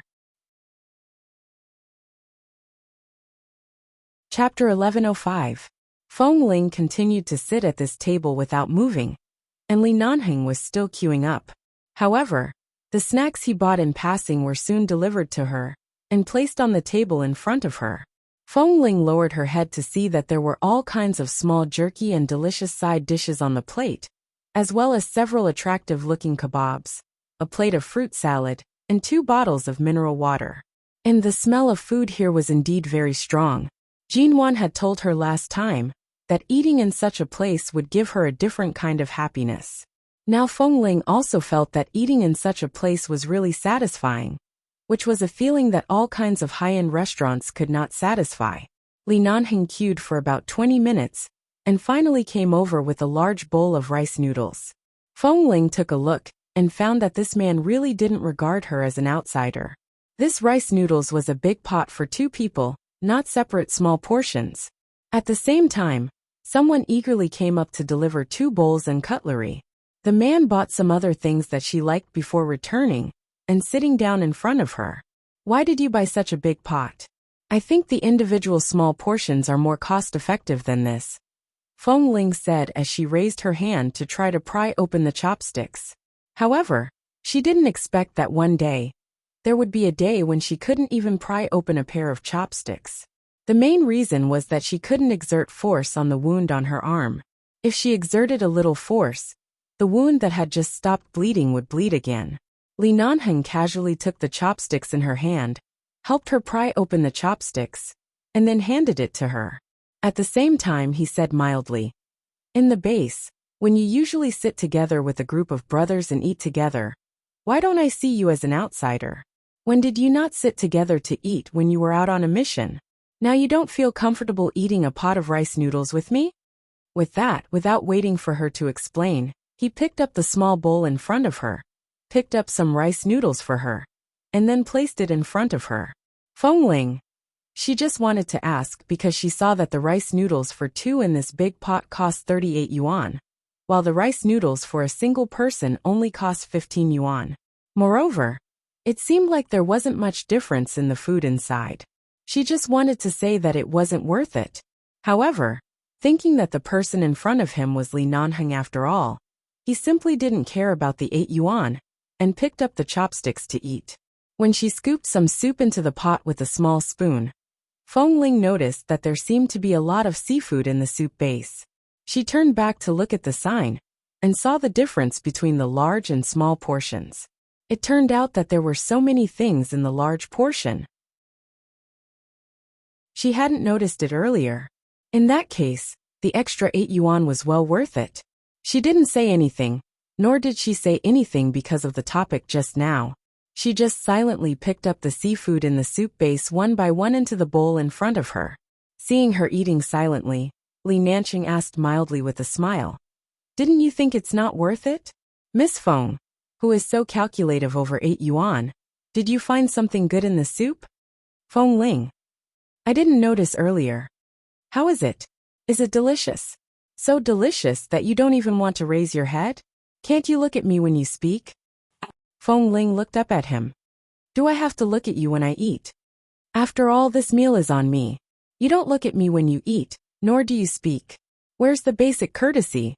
Feng Ling's eyelids twitched and she glanced at him strangely. All the food and drinks on this table added up to only about 100 yuan. What was wrong with him, the dignified Li Nanheng, to sit here and argue with her like the commoners around him? She didn't look at him when she ate. "What's wrong?" she replied coldly. "You have so many requirements for treating me to dinner. Can't I just invite you back next time?" Li Nanheng put down the chopsticks in his hand and looked at her for a moment. Feng Ling had already lowered her head and continued to eat her rice noodles seriously. However, the man suddenly said with a faint smile, "You have to keep your words. Since you said you'll invite me back next time, you have to find time to invite me back. When do you plan to come out to eat with me again?" Feng Ling's chopsticks paused. Only then did she realize that she seemed to have been set up by this man and had unintentionally agreed to another meal. Li Nanheng pointed at her chin. "There are soup stains." Feng Ling raised her hand and was about to take a napkin to wipe it, but the man had already picked up a napkin and wiped a drop of soup off her chin. She sat there without moving. She watched as the man, who usually carried real knives and guns to kill enemies and terrorists in minefields, wiped her chin and mouth seriously with a napkin. Something she had been trying hard to keep out squeezed into her heart. She didn't know what it was. She only knew that her heart was somewhat hot. It was abnormally hot. In the darkness of the night outside the food city, the street lights were dim. The business here became more and more popular during the peak hours at night, and there were more and more people. The two of them sat close to the window by the food city, and they could see the dim yellow light, the traffic, and the crowd outside. At the next table, there were many young couples who had just gotten off work and were here to eat. There were also families of 3, who were eating with their children. There were old people and children, and it was like a picture of a group of people. There were all kinds of people. Feng Ling used a spoon to drink the soup. Li Nanheng didn't eat much rice noodles. He only threw a piece of jerky into his mouth, and then ate while watching Feng Ling drink the soup. She glanced at him sideways. "Can you not keep looking at me?" The man's expression was cold and roguish as he curved his lips. "I'm thinking about the day you landed in High City, and how you looked in the hotel after getting drunk." Feng Ling's expression faltered. She still didn't know what happened after she drank a bottle of red wine on the plane, until she woke up in the hotel. Hearing the man's words, she looked at him again. "What happened to me? What did I say? Or what did I do?" The man looked at her meaningfully, and didn't say anything. Instead, he deliberately avoided the topic and said indifferently, "It's been so long. You don't need to pretend to be a man anymore. Why haven't you grown your hair?" Feng Ling didn't think much of it. "Long hair is too troublesome. I'm used to short hair." She rarely paid attention to her appearance, nor did she care whether she was feminine or not. Anyway, she had always had short hair since she was a child. She felt that it was convenient to do everything this way, so she never thought of growing her hair long. She originally thought that Boss Lee was reminding her that she was not feminine, but when she looked up, she saw Li Nanheng sitting in the crowd and smiling at her. His deep eyes were dark and translucent as if they were shining. The man was tall and had long legs. He was dressed in clean black clothes, and there was only a light layer of stubble around his chin. A certain strong sense of hormones enveloped his body. Chapter 1106. There were too many people coming and going, and they walked fast, bringing up a gust of wind. The man's hair swayed slightly, like the trees swaying silently in the dark night, or like the cold snow falling when the mountain on Rogers Pass shook, making her heart tremble inexplicably. "It's good that you don't grow it. I'm used to seeing short hair. If you grow long hair one day, I'm afraid I won't even know where to put my hands." This man's words were ambiguous. Did he mean that he didn't know where to put his hands, or didn't know where to put his hands? This pot of rice noodles was really too much. Li Nanheng was really not interested in this kind of food that girls liked to eat. After accompanying her to eat a little, he got up and went out to buy something. Feng Ling focused on drinking the soup and ignored him. After a while, Li Nanheng came back with something. She looked up at him. "What did you buy?" He didn't say, but just threw the bag to her. "Go back and have a look." Feng Ling saw that there was a rectangular box in the bag. She didn't know what it was, but judging from the man's dusty appearance, it seemed that he had specially bought it. What could it be? However, when the man came back, he saw that she hadn't finished eating. It was probably too cold outside. He brought over a clean bowl and sat opposite her, eating the rice noodles and drinking the soup slowly. From time to time, he picked up a handful of rice noodles and swung it in the air. It seemed that he was in a good mood. Feng Ling asked him, "How long will you stay in Tea City this time? Don't you need to go back to the US?" Li Nanheng replied, "You are surrounded. How can I go back?" Feng Ling bit the rice noodles in her mouth. "How many days will it take to get rid of these people?" "Within 2 days." With Li Nanheng's swift and decisive style of handling matters, it was indeed possible to solve the problem within 2 days. After dinner, Feng Ling ate too much and really didn't want to take the car back, so Li Nanheng accompanied her to walk back in the early winter night of Tea City. When passing by the hotel, Feng Ling hesitated. Li Nanheng seemed to know what she was thinking. On the way back, because she had eaten the rice noodles, she felt a little hot all over. So he didn't hug her again, but at this moment, he suddenly took her into his arms and walked into the main entrance of the hotel, saying, "At this time, whether you go to Jinwan's place or Wenleching's place, you will only get yourself into trouble. The only person you can trouble is me, and the only person who can help you deal with those people is me. Why are you so ungrateful? Don't you know that the most important thing now is to hug my thigh tightly?" "Feng Ling." She glanced down at his thighs meaningfully, being glanced at by the woman meaningfully, although she just looked at his thighs. Li Nanheng found that he was shamefully stiff. He squinted at her. "What are you looking at?" "I'm looking at Boss Lee's thighs. There are too many people who want to hug your thighs. I'm afraid I can't hug all of them even if I break my head, Feng Ling said as she walked to the elevator and tried to withdraw from his arms. However, the man held her tightly, lowered his head to her forehead, and said hoarsely, "It depends on whether you want to hug me or not. As long as you want to hug me, I can get rid of all the pendants on my legs and leave them to you, okay?" Then what about his wife? What about the little wife he was talking about? Feng Ling ignored him and just entered the elevator. She had eaten a lot of food outside and thought it hadn't been long. But when she came back, it was already past 7 o'clock. They had agreed to change the dressing at 8 o'clock. Feng Ling went to the bathroom to give herself a simple bath. There was really no way to wash, so she could only wipe. Li Nanheng came in several times with a smile and asked to help her wash. But Feng Ling drove him out expressionlessly, blocked him outside the bedroom door, and locked it from the inside. Although he knew that if he wanted to open the lock, he could easily open it. But the premise was that Li Nanheng could afford the price of really provoking Feng Ling. It was impossible for Li Nanheng not to know what the bottom line of this little woman, who might explode at any time, was. As long as he didn't touch her bottom line, it was fine to provoke her now. However, the door had been locked, and the door could be broken. Otherwise, it was likely that this girl would really cut off contact in a rage, and even 9 bulls wouldn't be able to pull her back. Although he had already cast the net, he had to take it slow. After scrubbing, Feng Ling came out and changed her clothes. When she walked out of the bedroom, she saw that Li Nanheng had already prepared the new medicine he bought for her. She walked over, avoided the wounds on her body, and slowly sat down on the sofa. The man looked at her exposed arms and legs, as well as the wounds on her face and neck. The swelling had already subsided, but the scars were still there. He then looked at the bruises on her neck. In the afternoon, it wasn't particularly obvious, but now that it had just been scrubbed with hot water, it was particularly obvious. "Were you pinched by those bastards?" The man applied medicine on his hand as he looked down at her. Feng Ling saw that he was staring at her neck and raised her hand to touch the marks on her neck. Li Nanheng's gaze turned colder, and there was clearly a murderous glint in his eyes. But the murderous intent was definitely not directed at her. He raised her chin, put the ointment on her neck, and slowly applied the ointment on the marks.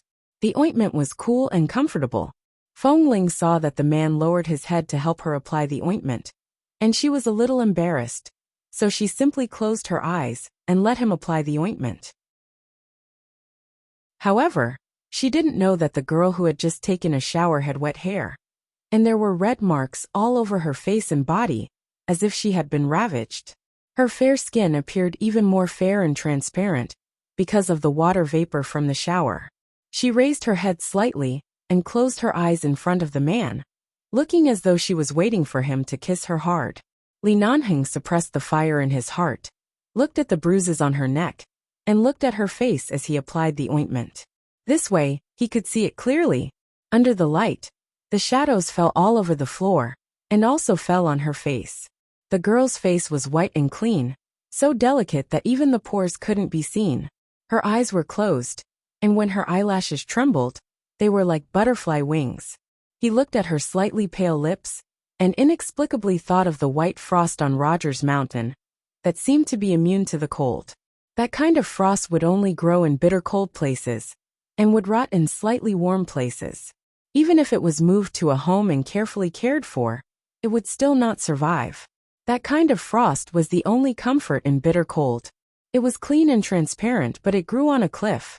People without some ability couldn't even touch it, let alone take a look at it.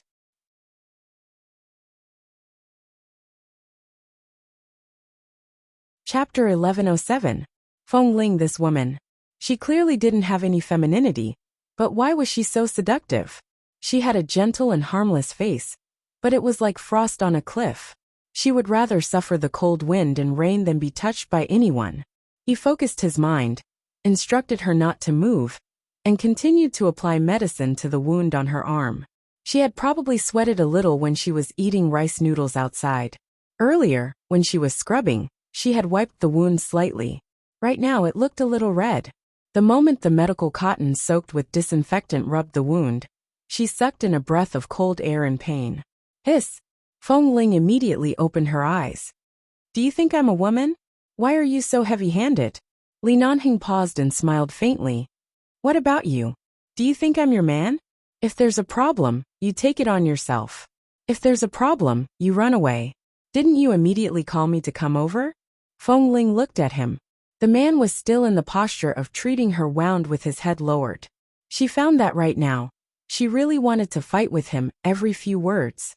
She didn't say a word, and let him help her disinfect and change the dressing. As if to prove that she could really withstand it, even when the disinfectant rubbed against her wound, she didn't make a sound. In the end, her eyes simply fell on her own legs. In the end, the man applied medicine on her leg again. When he lifted her leg, Feng Ling said that she could just do it like this. There was no need to lift it up. But the man said that his feet were numb, and sat on the sofa next to her. He let her turn sideways, and place her leg on his thigh. This position, especially when her pants were rolled up, and her white legs were placed on his lap. No matter how she looked at it, this scene was very shameful. However, the man was helping her apply medicine with a serious expression. Li Nanhing's hand stroked her leg, and he could not move his gaze away. No matter how Feng Ling looked at it, she felt that he was doing it on purpose. She wanted to pull her leg out, but the man seemed to inadvertently apply a cool ointment on her wound. She shivered from the pain and coldness. Once again, he naturally pressed her leg on his thigh, and continued to stroke it. Feng Ling. In fact, for so many years, whether in 11 base or on missions, Feng Ling had suffered many injuries. But she had a unique advantage. That was, her wounds healed very quickly, and she didn't have a constitution of scars. Many injuries were no longer obvious under the wear of time, and she needed to be close to the skin to see some faint traces. The only scar on her body that had always been relatively obvious was the wound on her shoulder that he had made with the cross knife. It didn't affect her appearance, but when she thought of the snake bite and the memory of almost losing her life in the Snake Valley, she would feel numb all over. He looked at the pair of fair and straight legs under his hand. She was such a good girl. She could have lived a luxurious life since she was a child.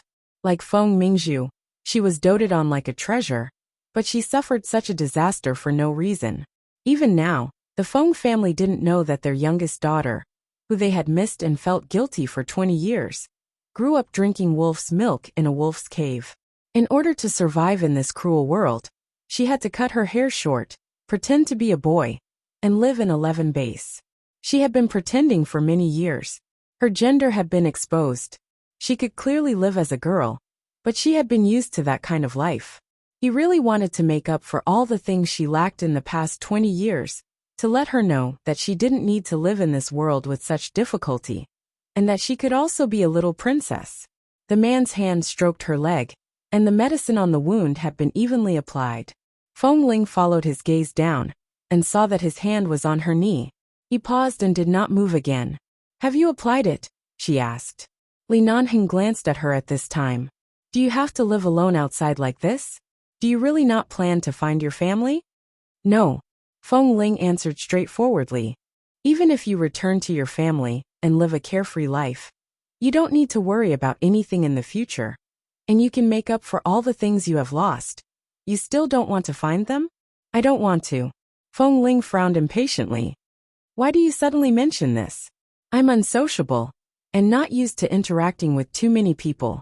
It's not like you don't know that if I really return to that so-called family one day, whether it's liked or hated by others, I don't know how to face it, and it's very likely that I'll even lose my freedom. I don't want that kind of life. Besides, she couldn't really call him brother-in-law. This was the biggest knot in Feng Ling's heart. She didn't say it. She didn't know that she had already revealed such a big secret on the day she was drunk. She just retracted her leg from his thigh, turned around, and sat upright on the sofa. I'll go to sleep after applying the medicine. Li Nanhing looked at her. When the little woman was about to get up, he abruptly held her wrist.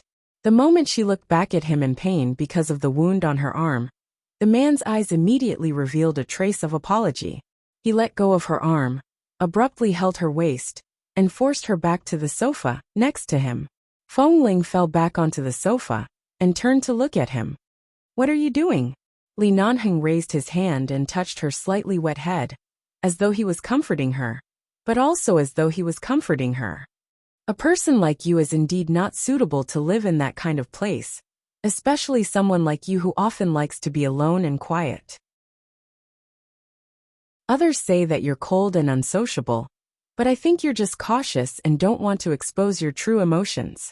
You were able to grow up smoothly until today, and you haven't been excluded or killed by anyone. Firstly, God has found you all the luck you lacked in the past, and secondly, it's all because of your uncompetitive personality. Why did he suddenly say this to her? Feng Ling had never thought about going home. The pair of jade pendants was also hidden in her suitcase, and she never planned to show them to anyone for the rest of her life.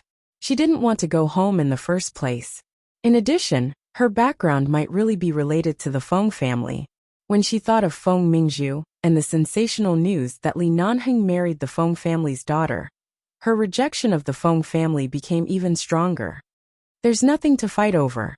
Being able to live is more important than anything else, Feng Ling said in a low voice. At the same time, she wanted to get up, but the man still held her and pressed her on the sofa. Chapter 1108. He asked, So even if it's the man you like, you'll give him away so easily? Have you ever thought of fighting for yourself? Fighting for what? Feng Ling squinted at him. I've never robbed other people's things, let alone other people's men. Besides, we're already married. Do I have to violate this moral bottom line? With that, she slapped his arm away and got up to leave. Li Nanheng. Other people's men? He raised his eyebrows, watched the short-haired little woman walk to the bedroom with a hint of anger, and leaned against the sofa with a smile. Little fool. I've always been yours. The situation of the Feng family was complicated, and Feng Ling didn't want to mention her background. Obviously, she didn't even have the intention to let others know about it. What she insisted on couldn't be easily changed by him. How could he untie this knot for her? When he cast this net on her, he was afraid that he would really have to spend more effort. Feng Ling returned to the room. In fact, she couldn't sleep. Because she had just applied medicine, her body was faintly aching. She turned to see the bag on the bedside table, and remembered that this seemed to be bought by Li Nanheng when he went out to eat just now. What on earth was it? She walked over, picked up the bag, and pulled out a box inside. The bag was black. She didn't notice what was inside before. Now that the box was taken out, she saw that there was a picture of a cell phone on the outside. Recently, Feng Ling had been a transfer student in T University, and saw that all the male and female students with good family backgrounds seemed to be using this cell phone. It was said that it was the latest model that was released last month, and it had many more new functions than the old model she used 2 or 3 years ago. And the color of the cell phone was also white, not the monotonous black she usually used. She opened the box and saw the cell phone inside. When she held it in her hand, it didn't feel very heavy. The cell phone was brand new and hadn't been opened before, so she needed to turn it on and set it up by herself. Looking at the thing in her hand, Feng Ling turned and walked out of the bedroom, only to see that the man was no longer in the living room. Hearing the sound of water boiling in the kitchen, Feng Ling walked over and saw the tall man standing in the kitchen boiling water. It seemed like he was preparing to help her brew the anti-inflammatory drugs in the medicine box. Perhaps after such a long time, except 3 years ago, when she accidentally let down her guard against him, and really promised to marry him 3 years later. She had never properly responded to his kindness. Back then, she had denied everything that had happened between the two of them again and again. Even though he was still angry with her, he still seemed to treat her very well. Whether it was out of control or out of habit, it wasn't like she didn't notice it. Not to mention the fact that he had saved her time and time again.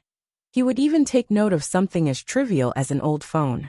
In the eyes of others, Bosley might be a man harder than a rock that was difficult to approach, but in Feng Ling's eyes, what she saw was his flesh and blood and his warmth. She stood in front of the kitchen door with her phone and looked at the man's back. Are you boiling water? Li Nanheng didn't even look back. I can't sleep. Is there anything else I can do for you? When Feng Ling spoke, her voice was a little low. After all, she didn't know how to face the situation between him and her. Li Nanheng still didn't look back. Go back to the room to rest. If you can't sleep, play with the phone by yourself. Don't you need to study the new phone for a while? I won't argue with you about the phone. I'll accept the phone. But you don't need to help me change these things in the future. I just need one that can answer the phone. Feng Ling sharply saw that the man seemed to be making coffee while boiling water. She glanced at the coffee machine by his hand and walked over. Hearing her footsteps, Li Nanheng turned around and almost bumped into Feng Ling, who had just approached. She staggered back and almost dropped the new phone in her hand. She quickly clenched it hard in her palm. However, her movement was too fast and she was close to the cupboard. There was an empty coffee cup on the side, and the cup instantly fell to the ground with a crisp sound of shattering. Sorry. Seeing that she accidentally dropped something, Feng Ling subconsciously rushed to step back again. Seeing that her bare feet were about to step on the fragments, Li Nanheng's eyebrows twitched hard. He suddenly stretched out his long arm to hold her waist, pulled her back, and at the same time, kicked the scattered fragments on the ground a little further away from her. When did you learn to walk without shoes? It's winter in T-City. How can you walk out barefoot? The man frowned and looked down at her. Feng Ling lowered her head and pushed his arm away. She took 2 steps toward the wall and glanced down at her bare, fair, and tender feet. She then turned to look at the man. There's floor heating in this hotel. The floor isn't cold. Even if it's not cold, you should wear shoes and develop the habit of walking barefoot. Are you like that woman Jean Wan, who often has a stomachache? Because Dr. Qin had treated Mrs. M.O., Dr. Qin must know that Mrs. M.O. often had a stomachache because of her cold body. But Li Nanheng also knew. It was enough to show that these seemingly cold men would occasionally gossip about the troubles between women when they sat together in private. Feng Ling's white and tender toes curled up slightly and stood there looking at him. I'll go put them on in a while. Go now. I just came out to thank you. Feng Ling remembered that she almost stepped on the fragments and was suddenly held in his arms. For some reason, her heart trembled a little, and something uncontrollable spread in her. She squeezed the new cell phone in her hand and tried to find a reason to make her voice sound more normal. However, after all, she had just smashed a cup, and a pile of fragments were still on the ground, so her voice sounded a little weaker. Li Nanheng was expressionless. I want to thank you, but you smashed my cup? I'll call the front desk of the hotel and ask them to bring up 2 more cups for you.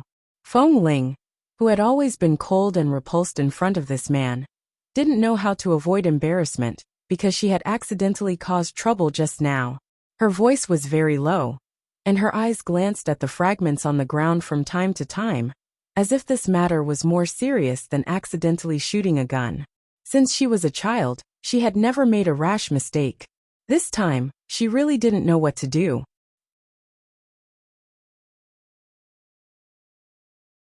Chapter 1109. When she said that she would ask the receptionist to send 2 more cups over, it was obvious that she had accidentally exposed her fear. Call the receptionist and ask for 2 cups. Don't you think it's more effective if you smile at me? Feng Ling raised her eyes and said, I smashed the cup and asked the receptionist to send 2. What's the problem? Then she suddenly realized what the man had just said and stared at him. Are you trying to blackmail me? The little woman's timid look suddenly disappeared, and she glared at him. I'm here to help you boil water for medicine and make coffee. You smashed my cup, but now you're glaring at me? She didn't know how to refute for a moment.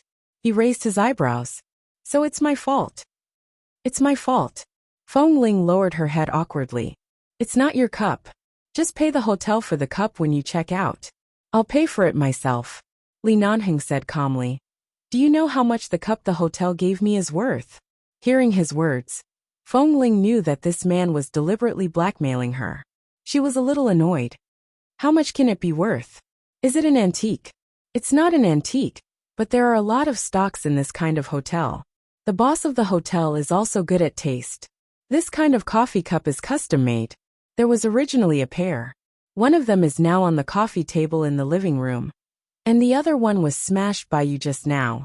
This pair of custom-made coffee cups is 5 times more expensive than the cell phone in your hand." Seeing her eyes widen unexpectedly, Li Nanhing found it funny and really laughed. Feng Ling felt that she seemed to be despised in front of this boss Li, who was born with a golden spoon. Even if it was 5 times more expensive, she could afford it. In general, she had an apartment in Los Angeles and an apartment in Boston. After returning to China, Mr. Mo gave her a high salary. It was not like she didn't have money. She had worked hard for so many years. It was enough for her to survive in this world, okay? But seeing this man's expression, she was so angry that she didn't want to talk to him anymore. Just now, she shouldn't have inexplicably remembered how good he was to her because of this cell phone. She should always remember his shamelessness. Seeing that she was angry, the man waved his hand. "Come here."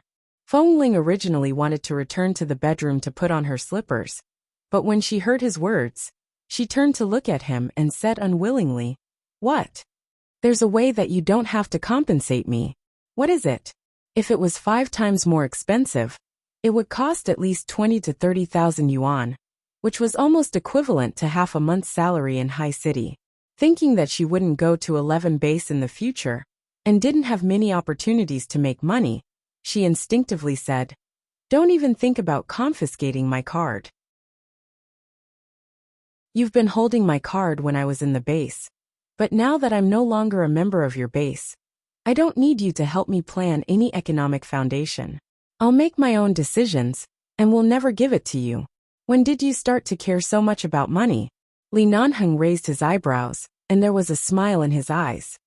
Now was not like when she was in 11 base, where she could earn at least 200,000 or 300,000 yuan from a mission. She had to be frugal. In the past 2 years in Boston, she had been relying on her work to be self-sufficient, and knew how to live a frugal life. To put it simply, Feng Ling used to live in the jungle, the orphanage and 11 base. Many of her knowledge existed on the surface, and she was somewhat blocked. But now she had basically understood everything. She would also care about things that normal people would care about, but she just didn't say it on the surface. She ignored him, walked around the small fragments on the ground, turned to find a broom, and walked over to clean up the fragments. Seeing that she had come to clean up with injuries, she had just walked back to Li Nanheng's side when her wrist holding the broom was suddenly held by the man. Feng Ling only had time to raise her head to look at him in confusion. But at this moment, the man held her waist and pulled her back. In just 2 steps, he had pressed her against the side of the cupboard. The sound of boiling water behind them had stopped, but the sound of the coffee machine continued, and there was a small buzzing sound. Feng Ling subconsciously wanted to push him away, but the man directly held her wrist. Although he did not use much force, his fingertips still grazed a wound on her arm. She let out a low cry and was pulled into his arms. Just like this, her waist was pressed against the marble counter on the cupboard, but her front was pressed against the man's chest. Before she could make a sound of resistance, she was kissed. She was stunned for a few seconds and wanted to retreat. At the same time, she raised her hand to push his shoulder, but the man held her waist and brought her into his arms. In just 2 steps, he pressed her more firmly against the marble counter of the cupboard. Feng Ling. There was anger in her eyes. She glared at him, but the man did not see the shock and anger in her eyes. The previous few kisses were basically carried out after he was drunk. Finally, when she was sober, he naturally held her in his arms. How could he let her go? The man held her waist with one hand, and raised the other to touch the back of her head. Their soft lips pressed against each other, and the man directly pried open her lips and teeth, and invaded them. Their lips and tongues intertwined. It was a little gentle, a little ambiguous, and a little forceful. Feng Ling pushed Sang Sang and kept biting back, but in the end, she was still restrained by the man's lips and tongue time and time again, and had no way to retreat. At first, Feng Ling could still push him a few times, but then the pain in her arms and legs reminded her that if she used more force, the wound that had been applied with medicine might be torn open. In addition, there had always been a considerable gap between her and Li Nanheng's physical strength. The man's tongue firmly hooked into her teeth. Her body trembled, and her mind went blank. Her hands tightly gripped the man's clothes to stand between him and the cupboard. When Li Nanheng let go, her breathing was so chaotic that even she was panicking. The man lowered his head. His warm, almost boiling breath sprayed into her ears, causing a layer of goosebumps to rise all over her body. She trembled and wanted to turn her head away, but the man's breath pressed against her sensitive ears. Li Nanheng, what on earth are you doing? Feng Ling forced herself to calm down. 5 minutes. Feng Ling.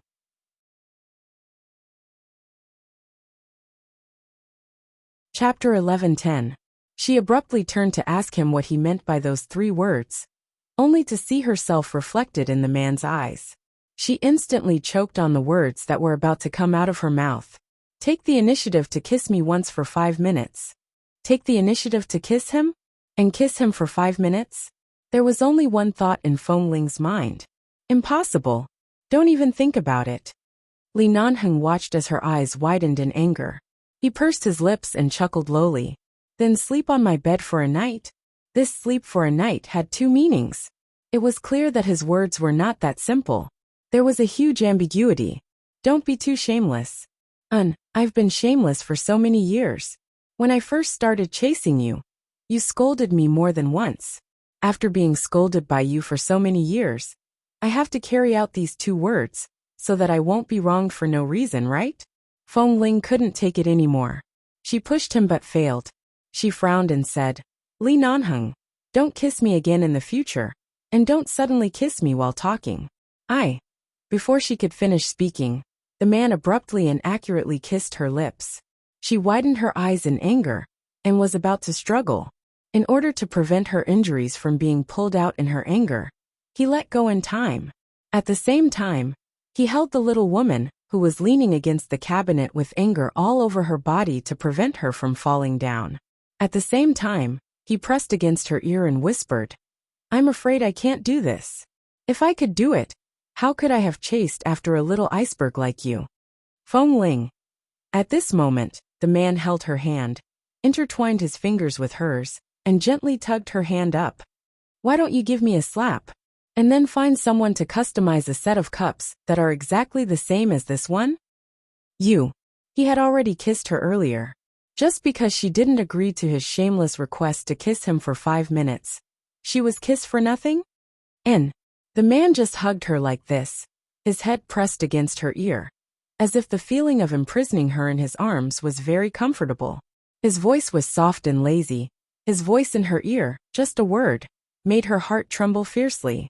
She closed her eyes to calm herself down. I'll find someone to do it. Do you really have to go through so much trouble? The simplest way is right in front of you. Even if it's just perfunctory, I'll accept it. I don't accept it. Feng Ling's tone gradually cooled down. Li Nanheng, I really wonder how you can be so shameless. You threaten me with a cup. He smiled lazily. Maybe this is shameless in your eyes. Have you ever thought about how much effort I've put into you over the years? But in the end, how much scruples do you have? Even when you finally took a step toward me, you only took 1 step, and then took 100 steps back. Feng Ling, I only spoiled you because I fell into your trap. I know that your feelings for me are not enough for you to surpass all rationality, but I still want to see when you can really let go of your heart and walk toward me. Feng Ling lowered her eyes and did not speak. It would be a lie to say that she was not touched, but the next moment, she suddenly raised her foot and stepped hard on the man's foot. Unfortunately, she stepped barefoot. The attack was like throwing a ball of cotton at the man's face. The damage index was basically 0. The man did not speak after being stepped on by her. Instead, he suddenly pinched her chin and looked at her deeply. He said in a low voice, When will you really smile for me or cry for me from the bottom of your heart? Do you have to force me to press you on the bed before you can cry? Feng Ling's eyes flickered, but her heart was uncontrollably burning. She turned her eyes away and said, Do you still want me to put on my shoes? Her awkward action of changing the topic made the man suddenly chuckle lowly. It was obvious that he was laughing at her for not expressing her feelings, even though she was clearly moved. He was laughing at how stupid her way of changing the topic was, and he didn't hide his laughter at all. However, It was indeed not good for her wound to keep being restrained like this. The man did not intend to keep forcing her at this time. Before the heat was up, he could only endure it. As soon as her body was free, Feng Ling took a step to the side and turned to walk out. However, she paused and said without looking back, "I'll say it again. Don't kiss me forcefully in the future." The man said leisurely, "I think you enjoy it." Feng Ling said hatefully, "I was wondering why you insisted on keeping me here. When Mr. and Mrs. Mo kept me here, they probably didn't expect you to be so shameless. You clearly knew that I was injured and couldn't struggle too much. My body was electrocuted, and now I have no strength. From the beginning, you've been harboring evil intentions." Li Nanheng smiled slightly. "Not only have I been harboring evil intentions from the beginning, I've been harboring evil intentions since you were 13 years old." Feng Ling, 13 years old? Was he talking about the time when she fell into his bathtub in the sauna room and accidentally saw the side of her chest when he tore open her clothes? The expression on her face changed several times in just a few seconds. It was rich and colorful. She wanted to curse, but found that she couldn't say anything. However, when she heard the man's attitude as if he had long regarded her as a piece of meat in his wolf's mouth, she couldn't express her anger. Her face did not turn red, but the tips of her ears were about to drip blood. If she had known that one day in the future, this man would say such shameless words, she would never have gone to 11 base, and would never have created any possibility or opportunity to contact him again. She couldn't find an excuse for a long time and finally fled. She ran back to the bedroom, put on her slippers, and threw the new phone on the bed. She stood in the bedroom for a long time, and seemed to hear the sound of the broken pieces being swept up in the kitchen. Feng Ling abruptly turned to walk out. She saw that the man was sweeping the floor in the kitchen and said, "I'll sweep." Hearing the movement, the man turned to look at her. When he saw that she was indeed wearing shoes this time, he retracted his gaze and continued to sweep the floor. As he swept, he said mildly, "You'd better go play with your new phone. You're covered in injuries. You haven't even finished sweeping the floor. If you hurt your foot again, I'll have to apply medicine for your foot again. The gains don't make up for the losses." Feng Ling. Now he knew that she was covered in injuries. Earlier, when he pressed her down and kissed her hard for a long time, why didn't he think that she was injured? Seeing that he really didn't need her to intervene, Feng Ling glanced at the other intact coffee cup on the coffee table, thought about the price of this cup, and returned to the bedroom.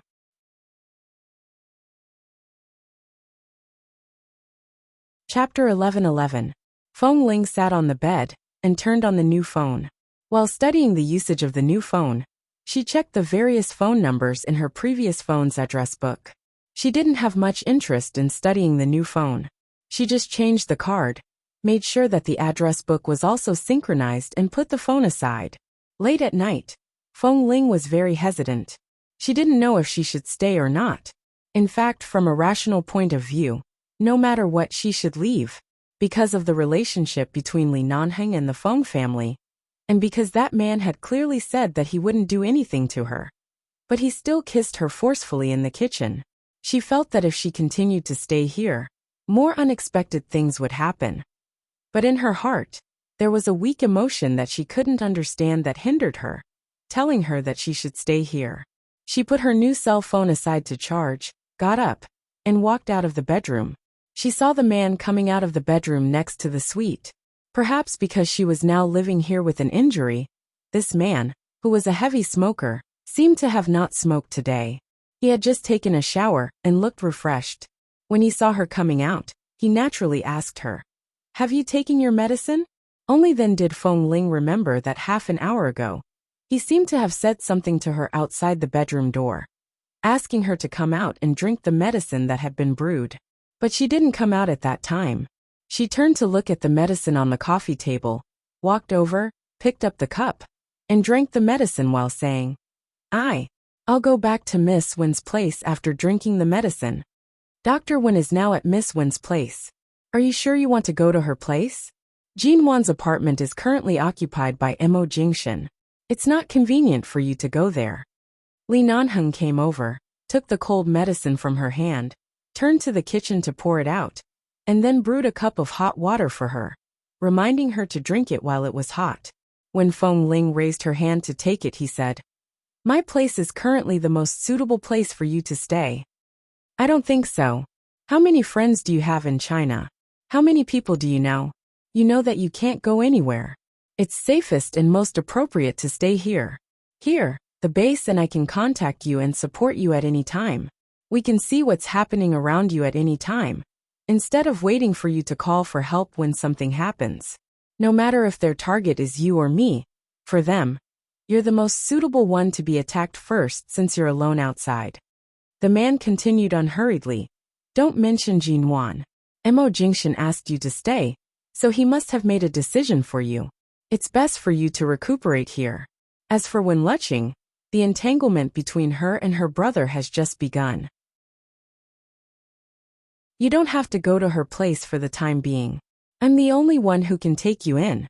I asked you to stay in a room alone, and didn't ask you to sleep in my bed. You don't seem to have any reason to insist on leaving." There was nothing wrong with what he said. If it weren't for Feng Ling's consideration, she probably wouldn't have stayed. But the kiss he just gave her in the kitchen made her realize that things couldn't be so simple. At least, she couldn't let him do this to her. She was afraid that she would lose the ability to resist in front of Li Nanheng. However, he had mentioned Miss Wen and Dr. Wen earlier. She drank half a cup of medicine and water.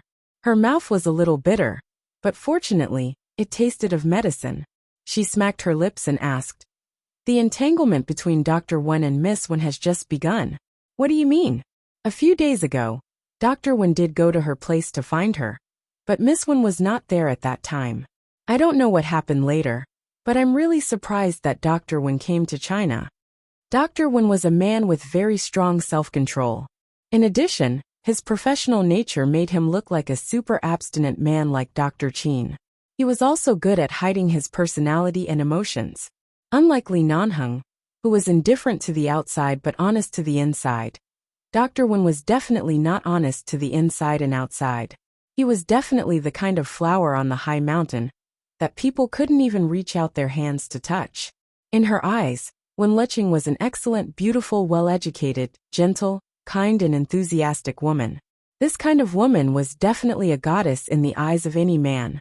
No matter in appearance, family background or personality, Wen Luqing was definitely the best. Li Nanheng looked at her. The relationship between Wen Linhan and the Wen family is not as simple as it seems on the surface, and his feelings for Wen Luqing are not as cold and unmoved as others think. On the contrary, he is too restrained and forbearing, and everything is as if he is standing in front of the operating table. However, in his more than 20 years of life, the only person who has exceeded his original path is his sister, and the person who forced him to deviate from the path is also his sister. He wants to stick to the original path, but after so many years, his heart is no longer on that line, and it is only a matter of time before his feelings override his reason. Feng Ling. She really didn't know enough about the relationship between Dr. Wen and Wen Luqing. However, during this period of time, when she lived with Miss Wen, she could feel that although Miss Wen tried her best not to show any emotional changes, Feng Ling could often see that Wen Luqing's eyes were red when she woke up in the morning. She didn't know whether it was red, or because she didn't sleep well. Feng Ling didn't know much about love. Although she asked a few questions with concern, Wen Luqing didn't say anything, so she didn't continue to ask. She could only promise that she could accompany her every time she went back. But speaking of which, after Dr. Wen appeared a few days ago, Feng Ling really didn't see Miss Wen again. Did Li Nanheng mean that Dr. Wen had been in T-City recently? Hadn't he left yet? Usually, he was so busy that it was impossible for others to shake his original work and daily arrangements. Now he left all the work and things at hand? He specially stayed in T-City? Seeing that she didn't move, Li Nanheng softened his tone and said in a low voice, "Don't worry, living here is safer than anywhere else except for being kissed by me occasionally. What happened in the kitchen just now is out of my control. If I were really such a beast, your whole body would have been mine long ago." Feng Ling. She snorted with an ambiguous look. What should I do to be yours?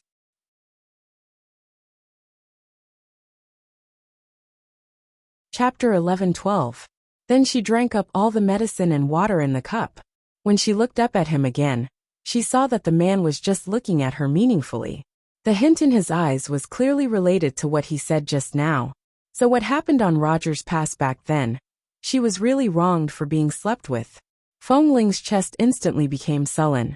She wanted to throw a pillow at this man again. She wondered if she had been cursed by Li Nanheng.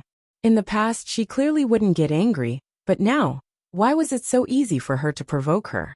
Feng Ling returned to the bedroom, picked up the phone that was charging, and suddenly saw an unread text message. She opened it, and saw that it was from Wenlicheng. Wenlicheng. Feng Ling, where have you been these days? I was allergic to alcohol 2 days ago, so I had to have my stomach pumped, and had an injection in the hospital. It took me a few days to get out of the hospital. When I came back, I found that you hadn't come back for 2 days. I called you but you didn't answer my call. Did you go back to the dormitory of T University with Mrs. Mo? Feng Ling saw that this text message had only been sent 3 or 4 minutes ago, and she called Wenlicheng back. Feng Ling, where are you? Feng Ling sat on the bed. I'm outside. I'm fine. Is your alcohol allergy so serious? How are you now? It's okay. I'm a doctor myself. What can I do? Wenlicheng said softly, then thought for a while and said, Since you are outside, Feng Ling, can you help me with something? Can you help me contact someone? Before she finished speaking, Feng Ling suddenly heard the sound of the door being opened, and then Wenlicheng suddenly stopped speaking, as if she was afraid of being heard, and didn't continue. What's the matter? If it's inconvenient to talk, send me a message, Feng Ling said softly. Okay. Wenlicheng's tone on the other side suddenly became serious, and then she gently said good night, and hung up the phone. On the other side of the phone, Wenlicheng turned to look at the man who pushed the door open. Wenlicheng came in with a weather-beaten body. When he came in, he saw that she was curled up on the sofa, holding a cell phone and calling someone. Who's calling? Feng Ling, after answering. Wenlicheng raised her eyes to look at the man who walked in the door. She stared at him for a few seconds, then lay on the sofa, as if she didn't feel anything. She silently pulled the blanket to cover her legs, closed her eyes, and pretended to sleep as if he didn't exist. Wenlicheng watched her every move after entering the door, closed the door, and did not speak to disturb the silence in the room at this moment. Wenlicheng closed her eyes, and leaned against the sofa for a while. Because of the man's silent gaze, she finally opened her eyes and looked at him expressionlessly. Shouldn't you go back to the United States now? Your fiancé is still waiting for you. Your work and your patients are still waiting for you. I, an insignificant person, have already troubled you for more than a week. Now that I'm fine, you can go. Wenlicheng did not speak. Also, I promise that such a thing will never happen again. Don't think too much about it. I only drank because I enjoyed myself, not because of you. Everything was because of me. I didn't intend to put any pressure on you, nor was I forcing you by injuring myself. Wenlicheng lowered her eyes as she spoke. She didn't want to see his expression, so she just leaned against the sofa and spoke. Then she frowned slightly, because of his silent attitude after entering the door. Before leaving the United States, she still remembered the words she said when she grabbed his collar and questioned him with red eyes. She cried uncontrollably and begged him not to abandon her like this, and begged him to face his feelings. What did he say to her at that time? Every word was like a cold knife grinding on the top of her heart, and now her heart still trembled when she thought of it. She stroked her head and turned to look at him. Brother, I've already said that you don't have to think that everything I do now is for you to see. It's been almost 10 years. I apologize to you for all the childish, willful, and irrational things I have done for you. I apologize for affecting your normal life for so long. And I apologize for pestering you for so many years. Perhaps if I hadn't pestered you for so many years, you would have been able to marry your fiancé 3 or 4 years ago. It's all my fault. She continued. You don't have to stay here with me. From now on, I won't make my presence felt in front of you. I won't force you to stay. You can go. When Linhan looked at her indifferently and didn't speak. There was a floor heater in the room, which was very warm. He casually took off his windbreaker and tugged at the collar of the white shirt inside. Then he undid 3 buttons at the same time.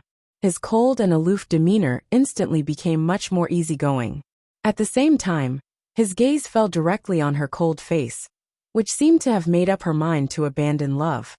Just because of one sentence from me, you can torment yourself to this state, and you still dare to say that you're not putting on an act for me to see? If I hadn't come in time this time, and sent you to the hospital before your allergic symptoms completely broke out, do you know what would have happened to you now? Do you want your neck and face to be swollen for the rest of your life? Or do you want to be sent to the emergency room for surgery if your respiratory tract is seriously asphyxiated? Or do you want to quietly find a corner where no one knows and get drunk and slap me in the face with your pathetic way of letting go, and then impose on me the crime of forcing my sister to die? His tone was still very cold, so cold that when Liqing's heart ached fiercely, she abruptly turned her eyes. You think too much. When Linhan sneered, you torment yourself like this. How can I not think about it? Do you really think I have no heart? Really? When Liqing said lightly, I really thought you had no heart. It turns out that you will also take my affairs to heart. It turns out that you will also think about my affairs carefully, instead of always just throwing me aside as a mischievous child, ignoring all my emotions and always telling me 2 words, don't make trouble. When Linhan frowned coldly, because of the provocation in her words, and looked at her sitting motionless on the sofa. She was indeed the pearl of the Wen family. No matter in all aspects, she bore too much expectations and attention from the Wen family. A girl who was so excellent that no one could find any flaws in her. But because of him, she repeatedly became decadent. Now she was leaning lazily on the sofa, which was obviously an indulgence after despair.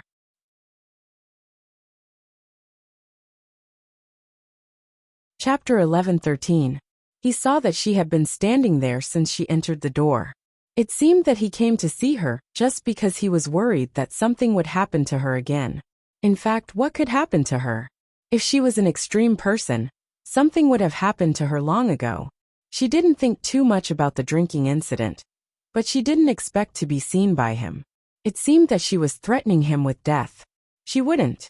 If she really loved someone, how could she treat him in such a childish and coercive way? He didn't want to approach her, but he didn't leave or return to the United States because he was worried. When Liqing had been resting at home for the past 2 days, so she was always sleepy. Leaning against the sofa sickly, she wanted to go to sleep, but she couldn't because he was standing here. She wanted to ignore him, but couldn't ignore his existence at all. I don't need you to keep an eye on me. I've said that I won't pester you anymore. You can rest assured. I've never said such words before. I've never given up. Now that I've decided to give up, I'll really give up. I'll do what I say. I'll never pester you again. Gu Yuxing looked at Gu Yuxing and said, Dr. Wen, you can go. When Linhan still didn't respond, when Liqing was silent for a while, suddenly lifted the blanket on her body and walked off the sofa. She walked up to him. Her footsteps were still a little unsteady, but she still walked up to him with a cold face and glanced at the door not far behind him. When Linhan, do you want me to invite you out personally? He didn't say anything. He lowered his eyes to look at her when she suddenly approached him. His gaze was very calm, and his expression was cold and forbearing. She didn't want to care about what kind of emotions and storms were hidden in the depths of his dark eyes. She didn't bother to peek into his heart anymore. When she was in love with him, even if it was just a word he said or a few words he wrote, she would think about it for a long time, wanting to know if he had those feelings for her. Later, after thinking about it for a long time, she found that none of his words seemed to have anything to do with her. It was she who forced herself to play. Dr. Wen. When Le looked at him and raised his finger to the door. I'll call you brother again, my dear brother, who used to have a blood relationship with me. But now the truth has come to light. Brother, who has no blood relationship with me at all. Please leave, lest you be seen by others here, and let them be suspicious. If you continue to stay here, I'm afraid that others will think that I'm forcing you to do something. Since I'm the one who took the initiative from the beginning, and I've been pestering you for so many years, I don't know what I've experienced over the years, and I don't know if I'm destined to be enemies with you. Since I've made you so disgusted and painful, and I've caused so many troubles in your life, I'll never take another step towards you in the future. With that, Wen Lecheng took a step back and looked at his cold and tense face. As you wish, I have regained my senses. I will slowly heal my wounds by myself. If not, as you once said, I may not find a suitable man to fall in love with. Senior brother has always treated me well, so I should face up to his feelings for me, fall in love with him, and completely remove you from my heart. Goodbye. When Lecheng was tired of talking, she pointed to the door behind him. If possible, I will never see you again. Even if I go back to the United States in the future, I will not look for you. Anyway, you have established your own family, and rarely come back to the Wen family. You will never appear in my world again. We will not affect each other, and will not see each other. You are a madman. This sentence came out of Wen Linhan's seemingly calm mouth, and his voice was so cold that it seemed to be able to freeze the air in the entire room. A smile appeared on Wen Lecheng's face in an instant, and she looked at him with a sneer. Yes, I am a madman, I admit it. If I am not crazy, how could I fall in love with my own brother at the age of 16? If I'm not crazy, how can I only see you in my mind and heart for nearly 10 years from my teens to my 20s? What you said was right. I'm just too short-sighted. I have such good life resources and a lot of good times. Why should I waste all my beauty and enthusiasm on you, Wen Linhan? Wen Lecheng said and pointed to the door again. Now please go out. Wen Linhan narrowed his eyes, looked at her serious face, and then looked at her figure, which seemed to be getting thinner and thinner than before. She was wearing a set of pink pajamas with a white rabbit pattern on it. She looked simple yet a little playful, but her body was too thin under the clothes, making her clothes look a little empty. She was like this in the hospital emergency room that day. Only when her shirt was unbuttoned did he realize that she hadn't had a good meal since she came to China. She was already very thin when she was in the United States, and now she was even thinner than when she was in the United States. It was as if a gust of wind would blow her away. Madman, he muttered again, but his voice was so low that it was almost inaudible. Wen Lecheng thought he was scolding her, but it didn't sound like he was scolding her. She looked up at him. I have said what I should say. How long do you want to mock me? I am already like this, and you still want to beat me to the point of no return? So what if I loved you? Wen Linhan, do I have to be sent to hell by you because I love you? I want to escape from your shackles. I can finally leave as you wish. You should be more self-aware, and don't appear in front of me again. I can't chase you away no matter how hard I try. You even scolded me. What are you trying to do? Do you really have to force me to the point of insanity before you feel comfortable? Go. Go now. Go now. Seeing that he didn't move, Wen Lecheng glared at him angrily. Go. Little Qing. Don't call me Little Qing again. You are not my brother, but also my lover. This word is not something you can say casually. Wen Lecheng looked at him coldly. Go. Go now. Wen Linhan, don't force me to throw you out. Go.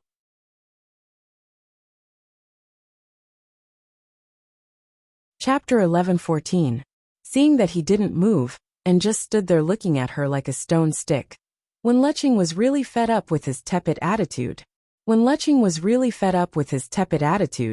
She angrily stretched out her hand and pushed him hard. She hit him hard and cried, Go away. Get out. Wen Linhan, don't show up again. I don't love you anymore. The back of her waist suddenly tightened, and before Wen Lecheng could see anything clearly, she was suddenly pulled into his arms. The man suddenly raised a hand to hold the back of her head, pulled her forward, and kissed her hard on the lips. The touch on her lips was so strong and fast that she didn't have a chance to react. She was caught off guard. She was petrified in an instant. Her tearful eyes were wide open, but there was shock and confusion hidden in her eyes. She didn't understand what was going on from beginning to end. When Linhan was kissing her, This had never happened in nearly 10 years.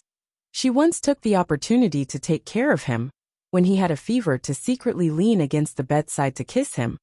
But she was careful not to be discovered by him. Or when she acted coquettishly with him a few years ago, she rubbed his face against his face, asked for a hug in his arms, buried her face in his neck, and touched his chin, and even his Adam's apple with her lips from time to time in order to seduce him. But he pushed her away. Or perhaps, when their lips touched, it was just an unintentional collision, although most of the time, it was slightly intentional on her part. But in any case, when Linhan had never kissed her.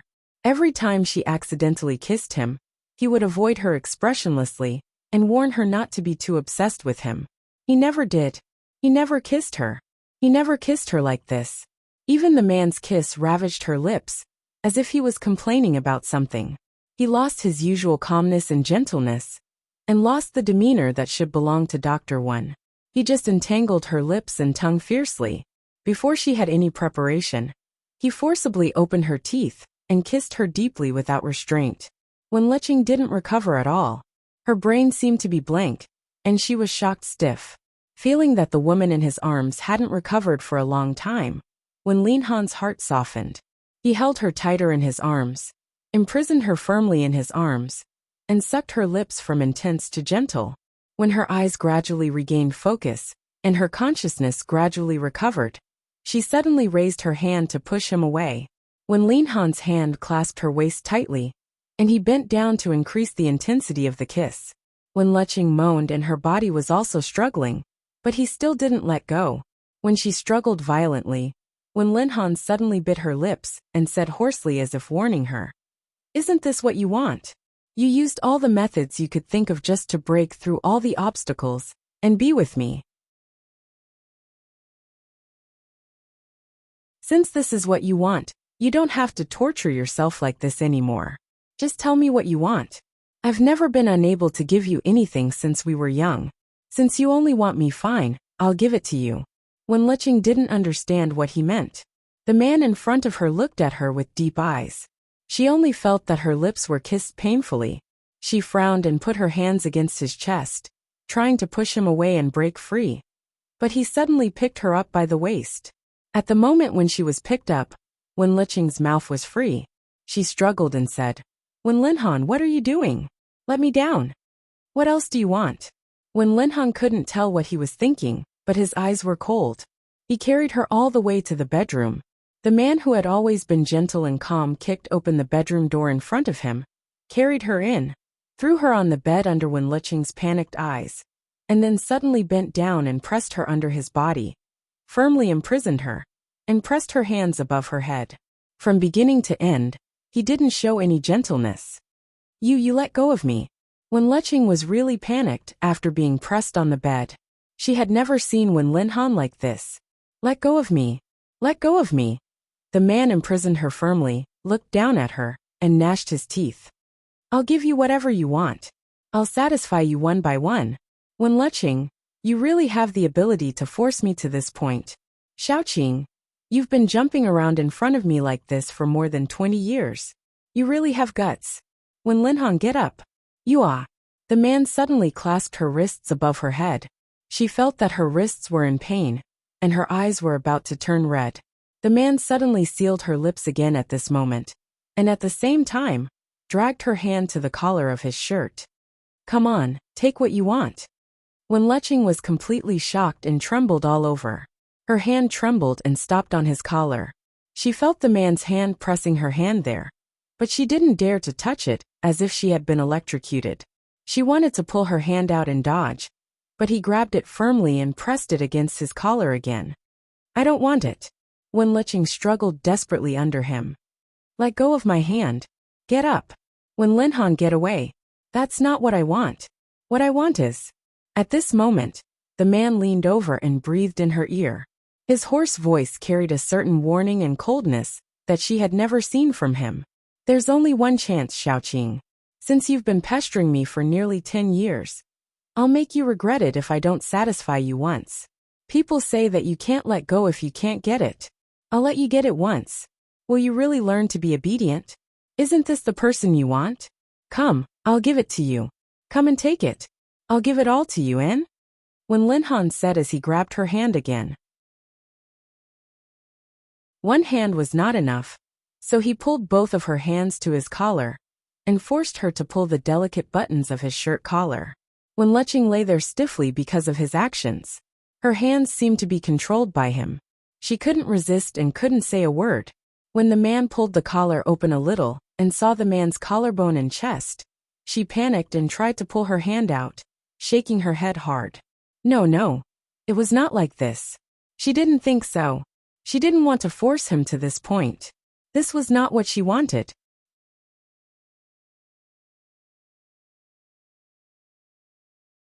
Chapter 11:15. She didn't want to force him to this point. This was not what she wanted. She drank that day just to say goodbye to the past completely. She knew that she was allergic to alcohol, but there were so many friends present at that time, most of whom were doctors. She knew that she would be fine. In her life, she had never been a willful person who let others worry about her. She had only indulged herself once. Her life had always been like this. She just wanted to take this opportunity to get drunk. Her heart was so painful and uncomfortable, but she didn't even have the qualification to get drunk. It was really a grieving. With so many doctors present, she couldn't die. She really didn't want to force him. When Lin Han ignored her red eyes and full of resistance, bent down and kissed her ear hard, causing her to tremble all over.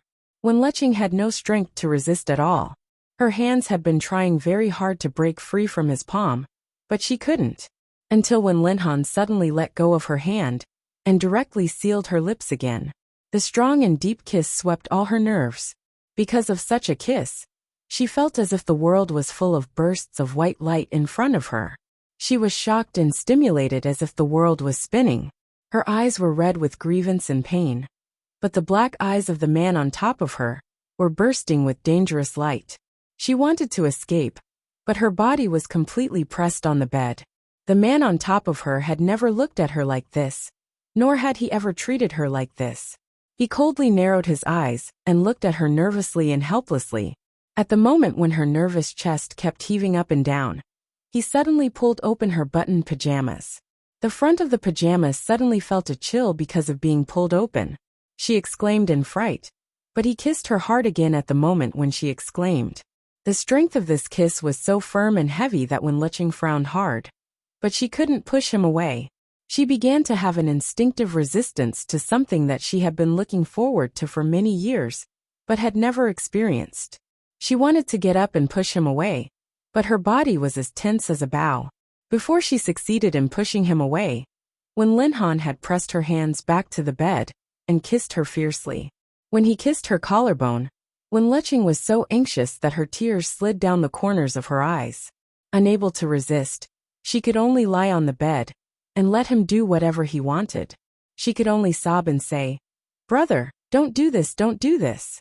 When Lin Han didn't seem to hear her, when she couldn't stop crying, trembling under him and choking with sobs, he pressed on her and whispered hoarsely in her ear, "Just say what you want."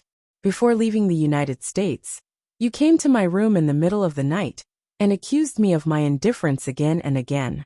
The letter you left in my mailbox was also full of tears of blood. Do you think I don't know what you want? I'll give it to you now, all of it. Is that enough? Satisfied?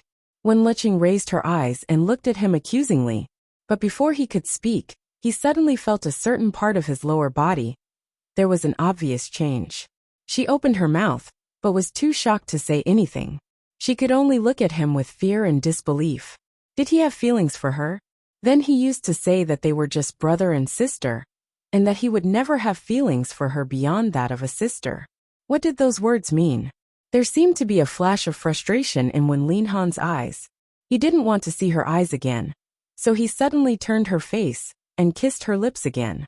She was so anxious that her eyes turned red. She struggled to avoid him, but he still firmly clasped her chin. The kiss became deeper and deeper, and his breathing became heavier and heavier. At this moment, the door outside was suddenly knocked on. Wen Leching hurriedly murmured as if she heard a life-saving symphony, reminding him that someone was knocking on the door. She remembered that senior brother said that he had nothing to do today, and would come to see her. Now it was almost time for senior brother to arrive. Wen Luqing couldn't concentrate on Wen Linhan's deep kiss. Even this man who was usually gentle and elegant seemed to be full of irritation at this moment. She raised her hand to pinch his arm hard, and Wen Linhan bit her lips even harder as if suffering a backlash. Suddenly, Wen Linhan's hand continued to unbutton her pajamas that had already been opened. The moment Wen Luqing felt a chill in front of her body, her eyes widened in disbelief, and her body suddenly tightened. She had just successfully pulled out her hand and pushed his shoulder, but now she suddenly grabbed his shoulder tightly, and her eyes were full of panic. Don't. Brother. Wen Luqing was really scared. She looked helplessly at the man who was usually as calm as ice, but now almost went crazy with her. Don't do this. I'm scared. The fear in Wen Luqing's heart had reached the extreme. She trembled under him, and the focus in her eyes was almost unfocused. Her messy long hair was wrapped around her neck and cheeks, and sweat was intertwined. She was full of fear and helplessness. Wen Linhan looked at her coldly and sneered. The more afraid she was, the harder he kissed her. When he touched her chest, Wen Luqing suddenly clenched his shoulders hard with both hands, and her nails almost embedded into his shoulders. Don't. Isn't this what you want? No. She turned her body slightly, wanting to avoid his hand, but he pressed down on her body. He bit her lips as if he didn't give her any leeway, and then kissed her sweaty white neck. His hands didn't stop moving. Wen Luqing was a little ashamed. There had never been any intimacy between her and him, except for the touch of lips. In the past 10 years, everything had been stuck at the level of siblings, and they had never gone beyond that. If something really happened here today, would she be happy? Was this really what she wanted? What she wanted was for him to really like her, not just the relationship between brother and sister, but to really like her. If he did all the things he wanted to do because of love, she would definitely accept it. After all, she was already in her 20s, and was not a little girl. There was nothing wrong with it. But not now. He had been completely forced by her to the point that he had lost his rationality. He had even acted with vengeance and viciousness. This was not love.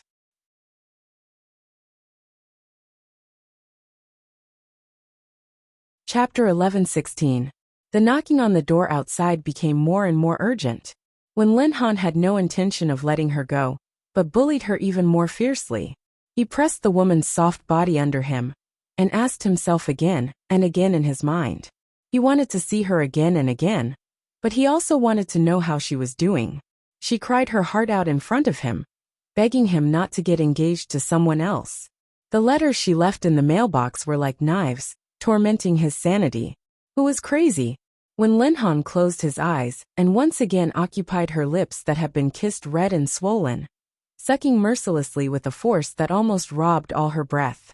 Wen Luqing trembled helplessly under him. When Linhan's hand invaded her open clothes again, Wen Luqing suddenly shrank and abruptly turned her head away.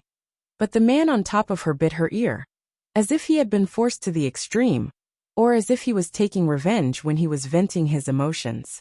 She had no strength to resist at all. Her eyes were red, and her tears fell on the bed.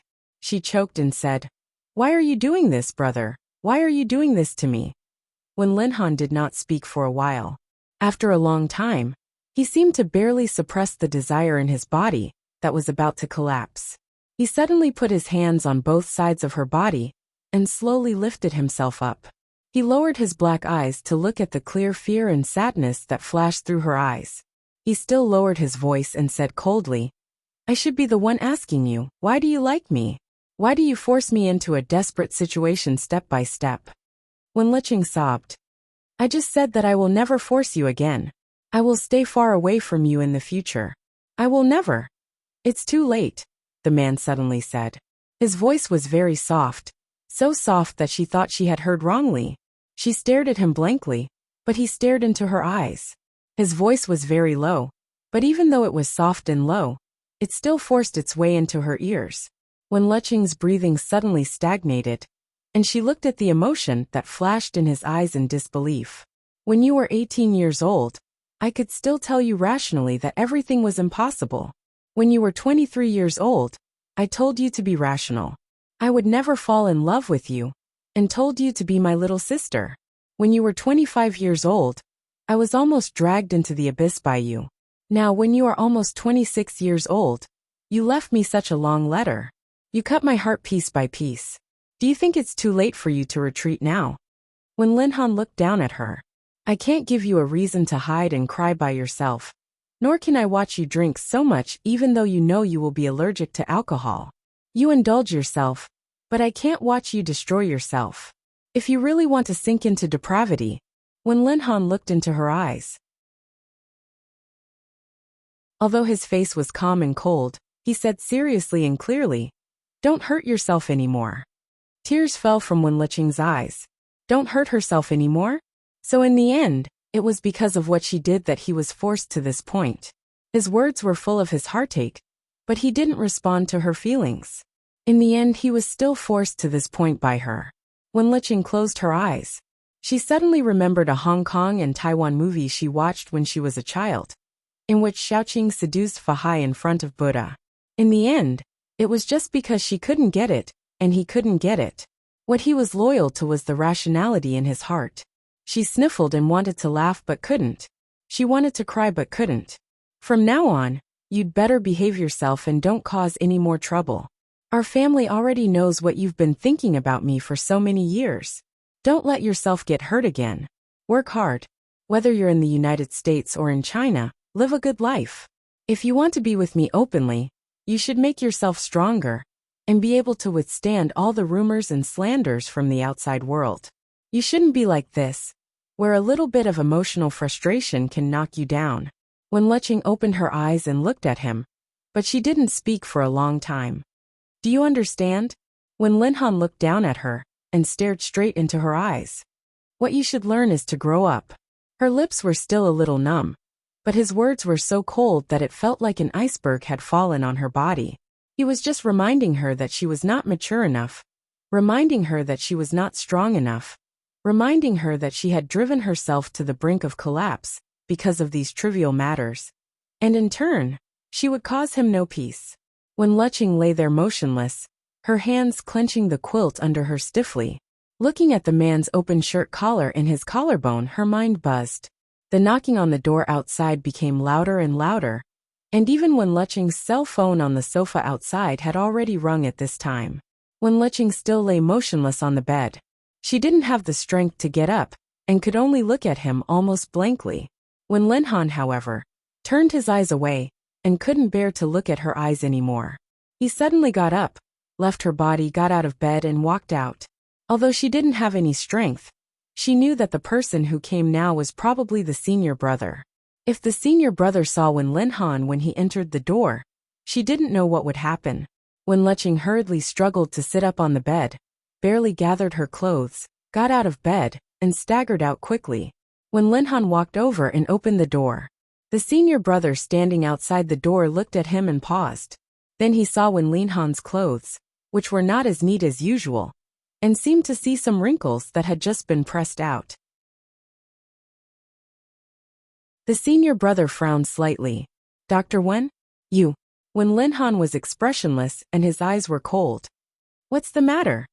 Is Xiaoqing inside? The senior asked directly. As he spoke, he glanced at the living room behind him. I just called her and heard her phone ringing. Where is she? She is inside, but it's not convenient for her to see you today. When Linhan said lightly, and was about to close the door blankly. However, the door was suddenly blocked by the senior brother at this moment, and at the same time, he looked at the man in front of him coldly. Dr. Wen, it was Xiaoqing who agreed to let me come to see her on the phone. She just called me less than an hour ago. Is it convenient for her to see me now?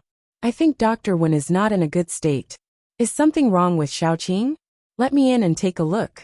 As long as I'm sure she's okay, I'll leave immediately. I'm here. What can happen to her? When Linhan's cold eyes were full of impatience, he glanced at his hand blocking the door. Take your hand away.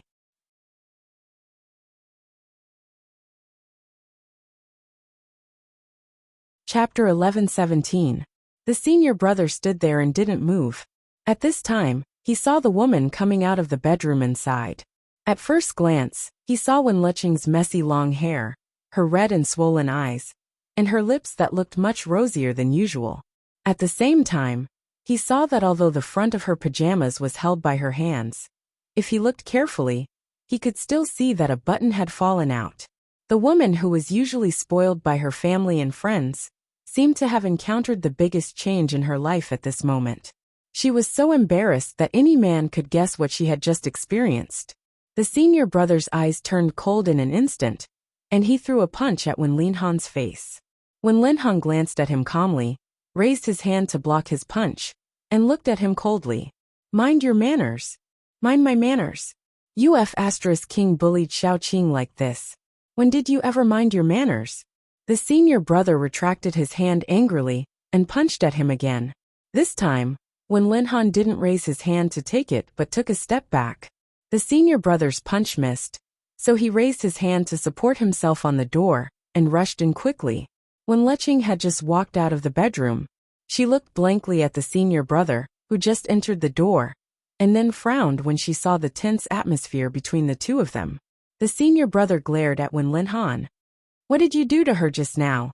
Wen Linhan didn't answer, but looked back at Wen Leching, who was standing there blankly. "What did I do to you? Do you want to tell him yourself?"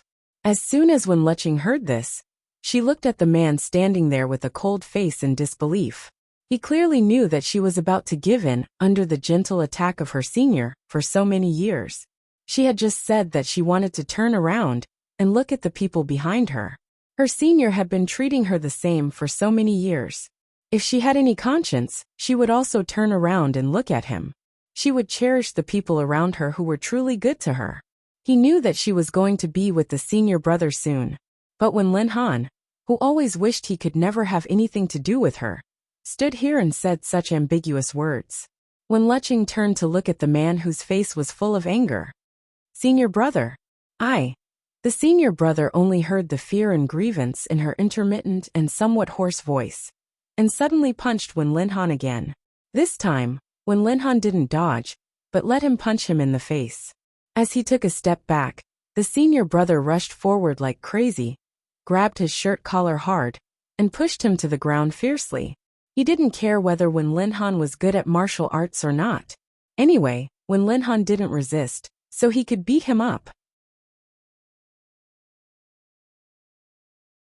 Seeing that the senior brother pressed Wen Linhan to the ground and was about to punch him again, Wen Leching staggered and hurriedly ran over to pull them apart. "Senior brother, don't fight, don't fight." The senior pushed her away forcefully. "Go away. This sanctimonious beast in human clothing. He said she was his sister, but he was such a bastard in private. I must beat him to death. Senior brother." Wen Leching was thrown back. Seeing that Wen Linhan really didn't fight back, his chin was punched again, and his clean face looked like a different person because of the red and blue corners of his mouth. The senior brother, who had always been patient with her, was furious at this moment. She hurriedly pulled his hand. "Don't fight. Don't fight. Go away, little Qing." The senior brother waved her away again. Although Wen Linhan was a doctor, he was a man of more than 1.8 meters tall with an absolutely perfect figure. If he really fought, not everyone could be his opponent. After all, he was tall and strong, but he didn't resist at all. Wen Leching fell to the ground. Seeing the scene of Wen Linhan being beaten, she suddenly realized that she seemed to be really wrong. She shouldn't disturb his peaceful life. She shouldn't force all her embarrassment on him. If it weren't for her, how could he have come to this point? Wen Leching suddenly got up and rushed over again. This time, she directly hugged the senior brother, who was riding on Wen Linhan, and hugged him tightly with both hands. "Senior brother, please don't hit me. It's all my fault. I messed up my good life like this. It's all my fault. Please don't hit him. Please, senior brother, take me away. I'll go with you. Please take me away, senior brother." The senior brother suddenly lowered his head and looked at Wen Leching, who was crying hard in his arms. Lying on the ground, Wen Linhan's eyes flickered slightly because of her begging the senior brother to take her away. He watched her crying and trembling in someone else's arms. "Don't hit me. Really, please take me away now," Wen Leching said, holding the senior brother's arms and body with both hands. I don't need to pack anything. I'll go with you right away, little Qing. Senior brother, I've figured it out. I'll forget him. I've really figured it out. Seeing her crying uncontrollably, the senior brother's anger gradually dissipated because of her tight hug and crying. He raised his hand and put it on her shoulder. Okay, I'll take you away. With that, he no longer looked at the man on the ground, suddenly got up, and at the same time helped Wen Liqing, who was crying and trembling weakly, up. He put his arm around her shoulder and walked out. When he walked to the door, he took off his coat and put it on her shoulder. Let's go downstairs first. I just parked the car outside. Get in the car. It won't be cold. I'll take you to a place to settle down first. Until the two of them went out the door was slammed heavily outside. The room was quiet. When Lin Han lay on the ground, motionless, but the heaving of his chest gradually intensified. When they got downstairs, the senior brother opened the car door and saw Wen Liqing standing there and didn't move forward. Look at how timid you are. When you are not in front of Wen Lin Han, you can say anything. But when you meet Wen Lin Han, you become timid. Just now, you were so brave in front of him. Didn't you say you would go with me? Now you don't want to go. Wen Liqing, senior brother. Okay, don't explain. I know what kind of person you are. The senior sighed. Get in the car first. If someone else saw you in such a sorry state, they might think that something happened to you. After all, he's your brother and also the person you love. What happens is between the two of you. I can't control it. You've already hit him and vented your anger. Now that you're downstairs, if you go back now, are you sure you'll still have a place to put your face?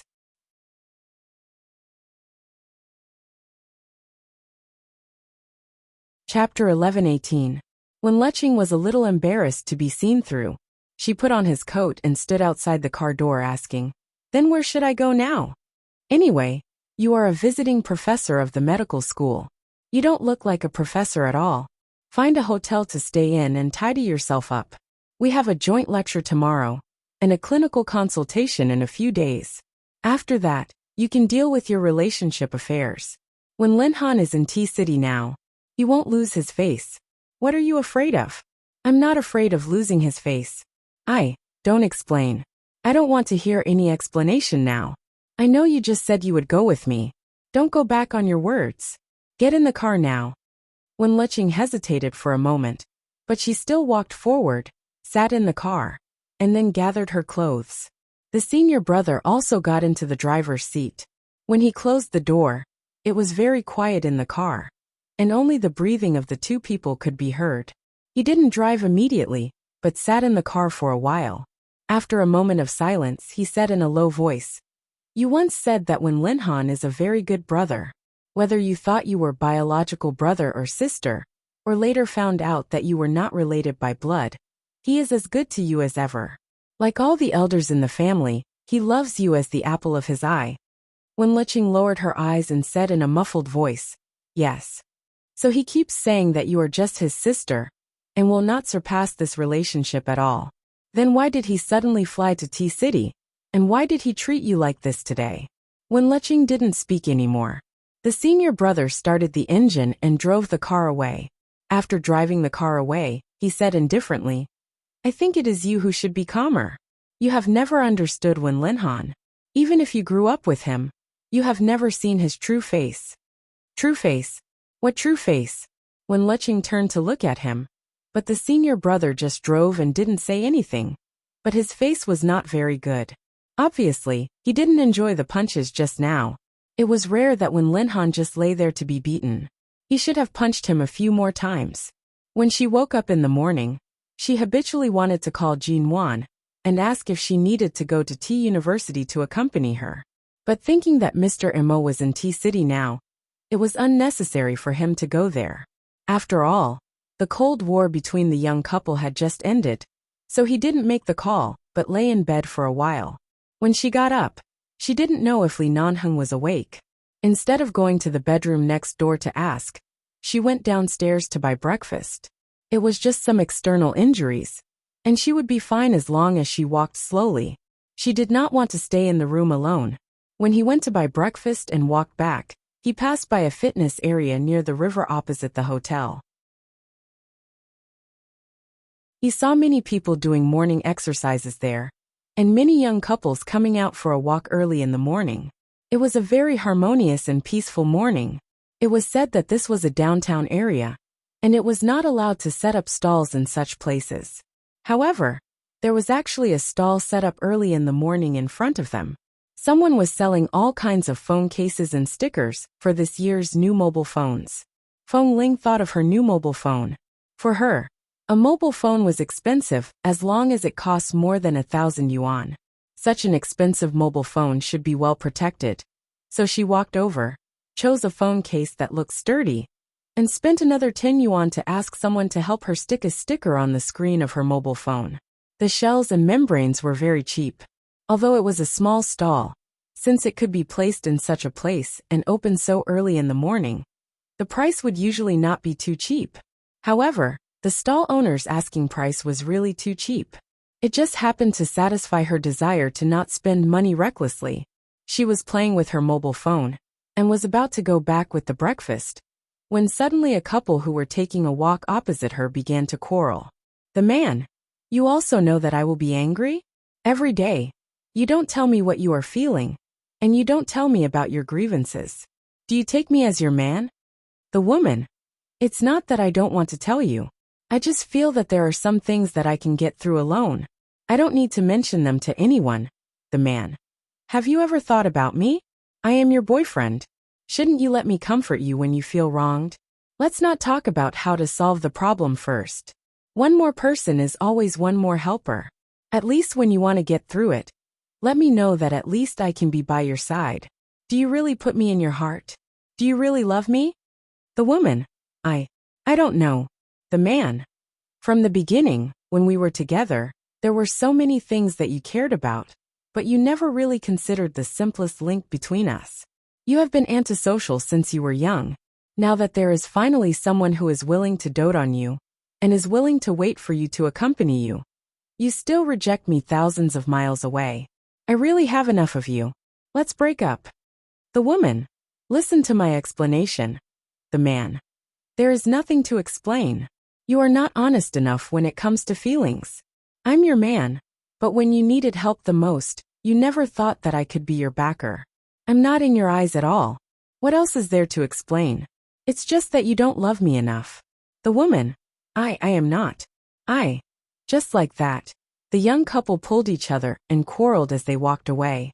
Feng Ling stood where she was, holding her phone and falling into a state of absent-mindedness. The location of this outdoor fitness area by the river was directly opposite the hotel across the road. At the window of the hotel, Li Nanheng slowly looked at the little woman who was standing there in a daze. He took off the remote earphones, picked up his cell phone, and dialed a series of numbers. After the call was connected, he said mildly, "These two people's acting skills are stiff, and their lines are ordinary. If it were anyone else, they would be able to tell at a glance that this is a lousy quarrel. Only Feng Ling, who has never seen others act, didn't see any flaws. Where did you find these actors?" The little couple, who were about to end their acting, suddenly received unsatisfactory feedback from the boss. Fearing that their money would be deducted, they hurriedly walked back along the original path while quarreling. When they passed by Feng Ling, the woman accidentally bumped into the breakfast in Feng Ling's hand and turned back to apologize to Feng Ling. "Feng Ling, it's okay." She took a step back and was about to leave this place. In the end, the young couple suddenly pushed and shoved each other to the side of the road under a tree. The man directly pressed the woman against the tree, imprisoning her between his arms and the tree. In a low and expressionless voice he said, "Why do you think I'm angry? It is because I love you. It is because I love you that I am willing to bear everything for you and bear all the burdens for you. You have always been so stubborn. Do you want to continue to be alone and helpless for the rest of your life? I am willing to be your support. What about you? When will you open your body and mind and let me hug you?"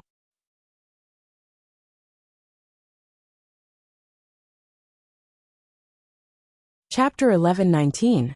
Li Nanheng, who was in the hotel window, said lightly to the person on the other side of the remote earpiece, More money. Hearing the moneymaker say so, the two people who were leaning against the tree acted even more and said all kinds of touching words from the bottom of their hearts. Feng Ling was a little puzzled, and her heart trembled. She thought of everything that had happened to her and what Li Nanheng had done for her. She carried the breakfast that was about to turn cold in her hand and quickly walked across the road back to the hotel. When she entered the room, she saw Li Nanheng standing in the living room with a cup of coffee in his hand. He glanced at her with a sleepy expression and was about to walk into the bedroom silently. Feng Ling pursed her lips and walked in. Don't sleep. Have breakfast. The man paused and turned to look at her back, who had already walked to the table. What breakfast? Feng Ling put the breakfast on the table. Her voice was flat, but it was less cold than a few days ago.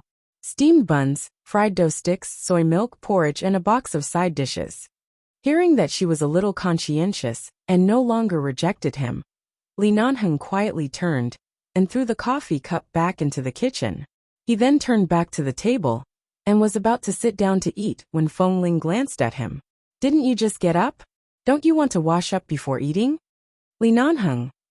He got up, turned back to the bedroom, and began to wash up for the second time today. When the man brushed his teeth and came out, Feng Ling had already finished her share. When he sat down, she was about to get up, but the man pushed the soy milk in his hand to her. I don't drink this. Help me drink it. Feng Ling looked at him. I don't have such a big stomach. Li Nanheng glanced at the lunch box in front of her. You put 2 steamed buns and 2 fried dough sticks here for me, but you only ate 1 fried dough stick and a cup of soy milk. Are you eating cat food? Feng Ling. I'm not that hungry. I'll just eat a little. Drink it. The man decisively pushed the soy milk to her. Feng Ling glanced at him, and then at him. She saw that the man had already picked up the bun to eat. The way this man ate was very good-looking. It was not overly pretentious and elegant, but it was also not wolfing down the food. In short, it was that kind of manly. She had no choice but to take the soy milk, insert the straw, and drink 2 more mouthfuls. What are you thinking about? Li Nanheng looked at her as he ate, and there was a meaningful smile in his eyes. When I woke up, I didn't notice that you went out. You, an injured person, ran out to buy breakfast. Have I trained you to be too independent over the years? You don't even give others a chance to enjoy being relied on. Feng Ling only drank the soy milk and did not speak. She then thought of the young couple she had just seen downstairs arguing. She was the same as that girl. She was too used to keeping everything to herself. She was used to not bothering others. Even if something really happened, she would keep it to herself. She was unwilling to say a word to others. However, if a person was willing to do anything for her and bear everything for her, but she often rejected him because of various reasons, wasn't she really too much? Li Nanheng did not express his dissatisfaction and anger like that man. But that time, he whispered in her ear and asked her to remember what she said. Later, all kinds of indifference and brushing past him showed that he was really angry. What was he angry about? Was he angry that she didn't understand his heart? I got up early and couldn't sleep, so I went downstairs for a walk and bought breakfast on the way. It's not as complicated as you think, Feng Ling said lightly, but she looked at the man who was eating. She glanced at the man who was eating. After holding it in for a long while, she finally asked, Is it delicious? It was the first time in a long time that he heard Feng Ling take the initiative to ask something, even if it was just 3 short words. The smile in Li Nanheng's eyes instantly deepened. He took a bite of half of the bun, chewed, swallowed it, and laughed loudly. It's delicious. Feng Ling. Why did others say that Li Nanheng was so cold in front of them? But when she looked at him, she always felt that this man was like a fool. If it was delicious, then it was delicious. Why did he smile? The point was that when he smiled, he looked at her while smiling, as if it was not a bun but a golden pimple. Feng Ling didn't look at him anymore, and continued to drink her soy milk. But at this time, she glanced at the fitness area by the river opposite the hotel, took a look, and then suddenly turned to look in that direction, and at the same time, looked at her cell phone on the table. It was strange. When she was downstairs just now, there were people selling things there so early in the morning. How long had it been? Why did the stall disappear? Was it sold out? No, there were still a lot of people just now. And it was so early now. Few people would buy things, so it couldn't be sold so quickly. It hadn't even been half an hour. And the stall was already gone? Feng Ling looked in that direction thoughtfully. Li Nanheng also looked in that direction because of her gaze. Noticing what Feng Ling was looking at, he suddenly coughed and raised his hand to say, "Give me the soy milk. I'm choking." Feng Ling hadn't come back to herself. She only turned to look at him, saw that the man seemed to be really choked, and subconsciously hurriedly handed him the unfinished soy milk in her hand. She saw that the man took her soy milk and took a big sip with the straw she had just used. When she realized that the straw was used by her, the man had already taken several sips. Feng Ling's attention was also completely attracted by the straw. She put on a sullen expression, thinking that she had been kissed by him before. And it was not a big deal to use the same straw. When they were all men in the base, they also used the same cup, so it was not so pretentious. But now no matter how she looked at it, she felt that it was too intimate and ambiguous, and he didn't treat her as an outsider. However, she didn't say this, but when the man returned the soy milk to her again, she hesitated. If she didn't drink it, it would be too delicate and wasteful. There was still half a cup. If she drank it, it seemed after hesitating for a while, she still lowered her head and continued to drink. But this time, she lowered her head even more, as if afraid that the man would see her somewhat hesitant expression. Glancing at her unscrupulous but somewhat hesitant expression, Li Nanheng held back his laughter, glanced at the phone she had just changed to the novice case, and smiled without a trace. "Where did you buy this breakfast? It tastes good. I'll buy 2 more tomorrow morning." The man tried to find something to talk about. Feng Ling lowered her head and said, "No need. I know which store it is. I'll go buy it tomorrow."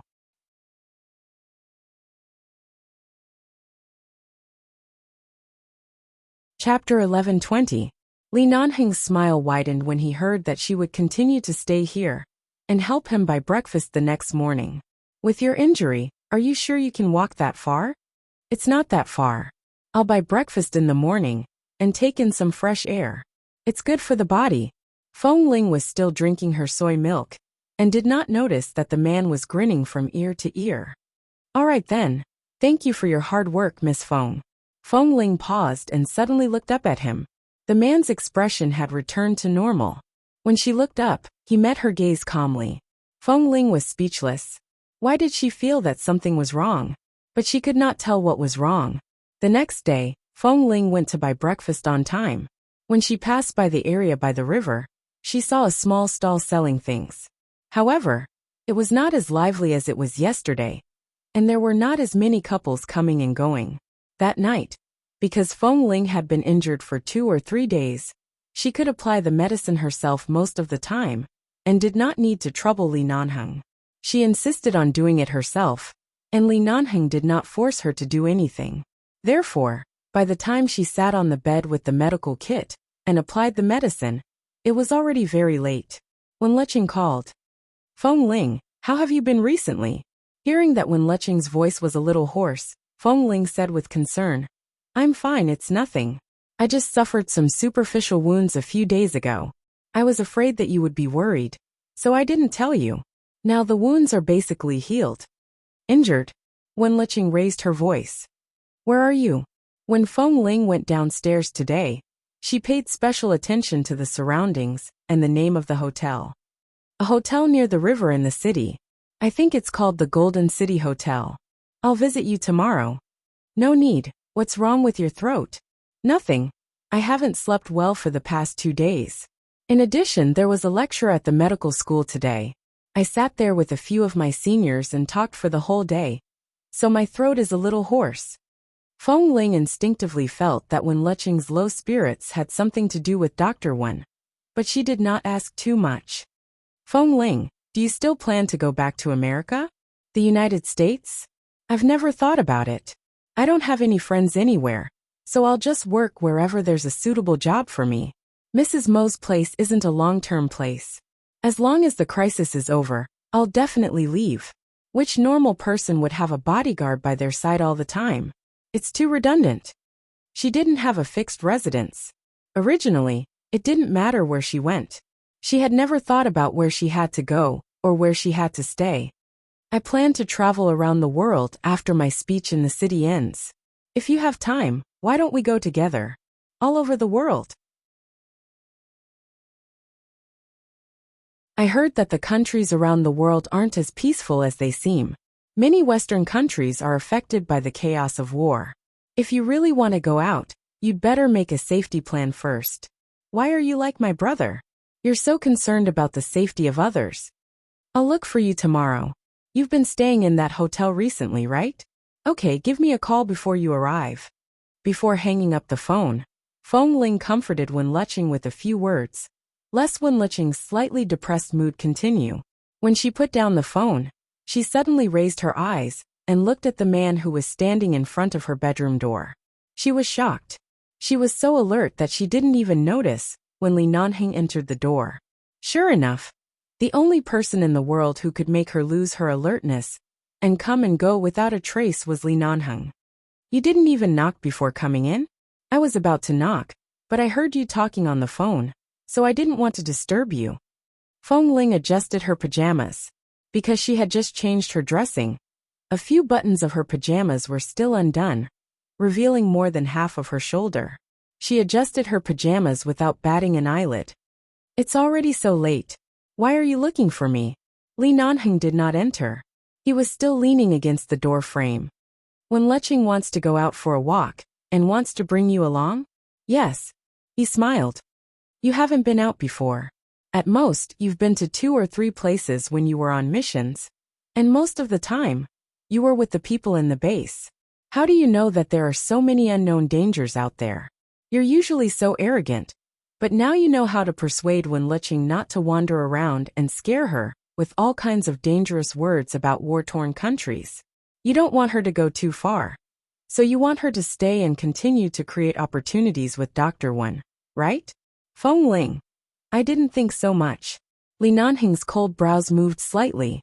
I've never heard you speak so gently to anyone. You're so patient and comforting and coaxing. It seems that you have a good relationship with Wen Lecheng. As he spoke, the man stood up straight and strode towards her. Feng Ling saw him approaching, and suddenly did not know where to put her hands. She subconsciously touched the medical kit beside her. What are you doing? She paused and said, Li Nanheng, it's very late now. Why aren't you busy with your own things or resting in the bedroom? Why are you here? The man stood in front of her, bent down, and leaned over little by little. Feng Ling's hand clenched on the medical box. She was not forced to retreat by his aura, but her eyes were obviously a little guarded. His breath came closer and brushed through her pores. Her nose was full of the man's scent. She still remembered the conversation she heard from the young couple yesterday morning. I like you and love you, so I'm willing to take on everything for you. When will you really open yourself up and accept the thousands of good things that a person can do for you? When she came back to her senses, the man was only a finger away from her. He stopped moving. She looked at him, and her eyelids twitched. Miss Feng. What? She was really uncomfortable with the words Miss Feng. She felt that every time this man called her these 3 words, it was as if he had bad intentions. Li Nanheng laughed hoarsely. If I was the one who drove by in time to save you when you fainted at the base, would you treat me like how you treated Wen Lecheng? How would I treat her? Gentleness, patience. You're already willing to let go of your true self to the point that you're close to a friend. If it were me, would you give your entire self to me and give it to me without any worries?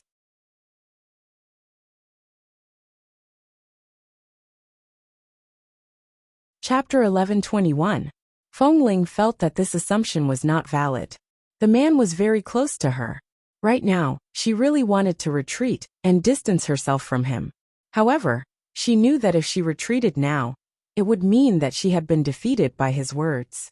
It would mean that she really cared about something with him. There's no ifs. I'm very grateful to Miss Wen for extending a helping hand back then, so it's only natural that I can open my heart to her now.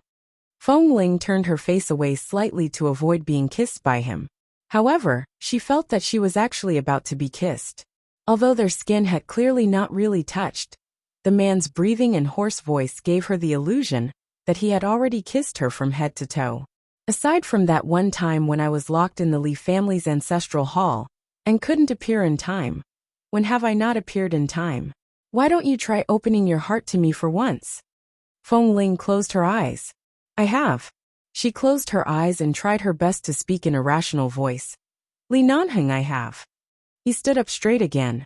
She finally opened her eyes and raised her head to look at him. There was no anger, displeasure, or any chagrin on the man's face. He only placed one hand in his trouser pocket and looked at her warmly.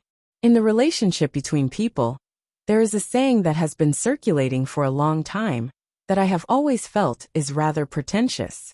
Using 100 steps to describe a pair of people in love, I took 99 steps in your direction, and finally, you took the most important step toward me. However, you only took half of this step. Because of your distrust, your hesitation, your lack of confidence, and various other reasons, you took back this step and retreated countless times. It's not that we can't be together, but there are too many things written in your heart that can't be. Feng Ling's complexion was slightly pale because the man had suddenly calmly analyzed all of her timidity and lack of confidence. Because he had brazenly exposed all of her hidden emotions.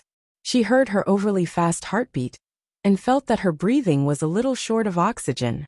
She had indeed taken a step forward and had indeed opened her heart to him. However, it seemed that she had only tentatively and carefully taken a step forward before being frightened back. If it was someone else, she probably wouldn't even take this step. At this moment, the man suddenly bent his head down again. This time, he seemed to be determined to let her know something. Suddenly, he wrapped his arms around her sides and trapped her on the bed. Even though Feng Ling did not fall down, she still sat there stiffly, watching the man in front of her. Look into my eyes, Feng Ling. She looked into his eyes. I don't have any other woman. From the beginning to the end, I've only had you. Give yourself a little more confidence. Don't always be like a mouse that sees a cat and runs away at the slightest movement. As he spoke, the man chuckled. I've used up all my patience on you. You have to give me a response, don't you? I don't know what to do. I'll teach you. The man leaned closer and raised a hand to point at his face. Kiss me. Again? Feng Ling. She grabbed the pillow by her hand and smashed it hard against his face. At the same time, she pressed his face hard and didn't stop until the man was pushed far away. He didn't force her to kiss him. He just smiled and held the pillow in his hand.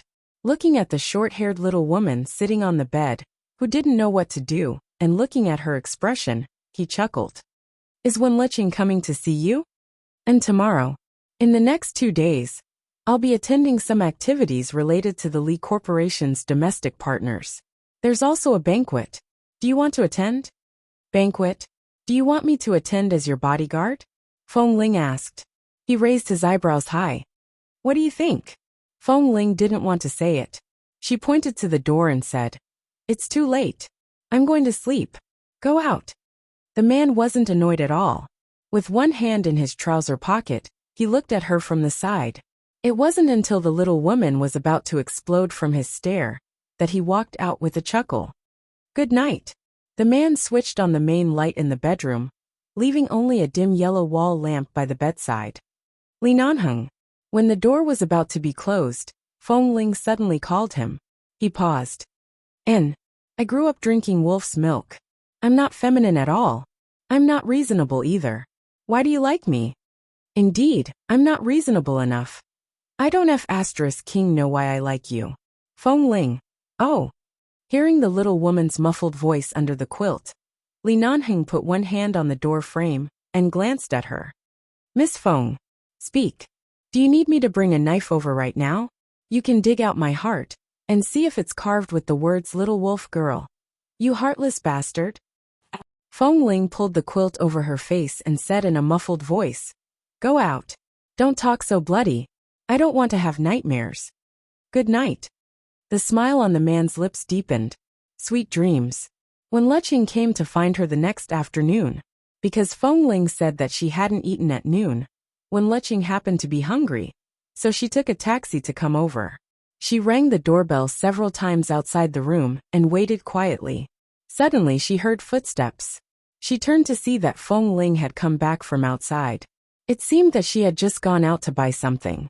Feng Ling was only in her early 20s. The young girl's facial features were cold and beautiful, but also had an unusual beauty. Her short hair was not dried or styled after taking a shower in the morning, and the light black hair color made her skin look even fairer. Feng Ling didn't seem to have put on makeup or dyed her hair. She stood there looking completely plain and clean, making people feel particularly comfortable. At this moment, Feng Ling was wearing a black turtleneck knitted sweater, a thin white outer shirt, and a pair of black flat boots that looked somewhat androgynous. She didn't wear any accessories from head to toe, and she didn't even wear a watch on her wrist. She was holding a beige handbag in her hand, which seemed to contain the things she had just bought. From a distance, it seemed to be just some daily necessities. Feng Ling's temperament had always been indifferent and cold. In the past, when she was in the base, she wore black uniforms with everyone else. When she was not in the base, she usually wore loose clothes that were slightly neutral, but even so, it could not contain the indifferent and cold aura that she exuded from her bones that kept people away.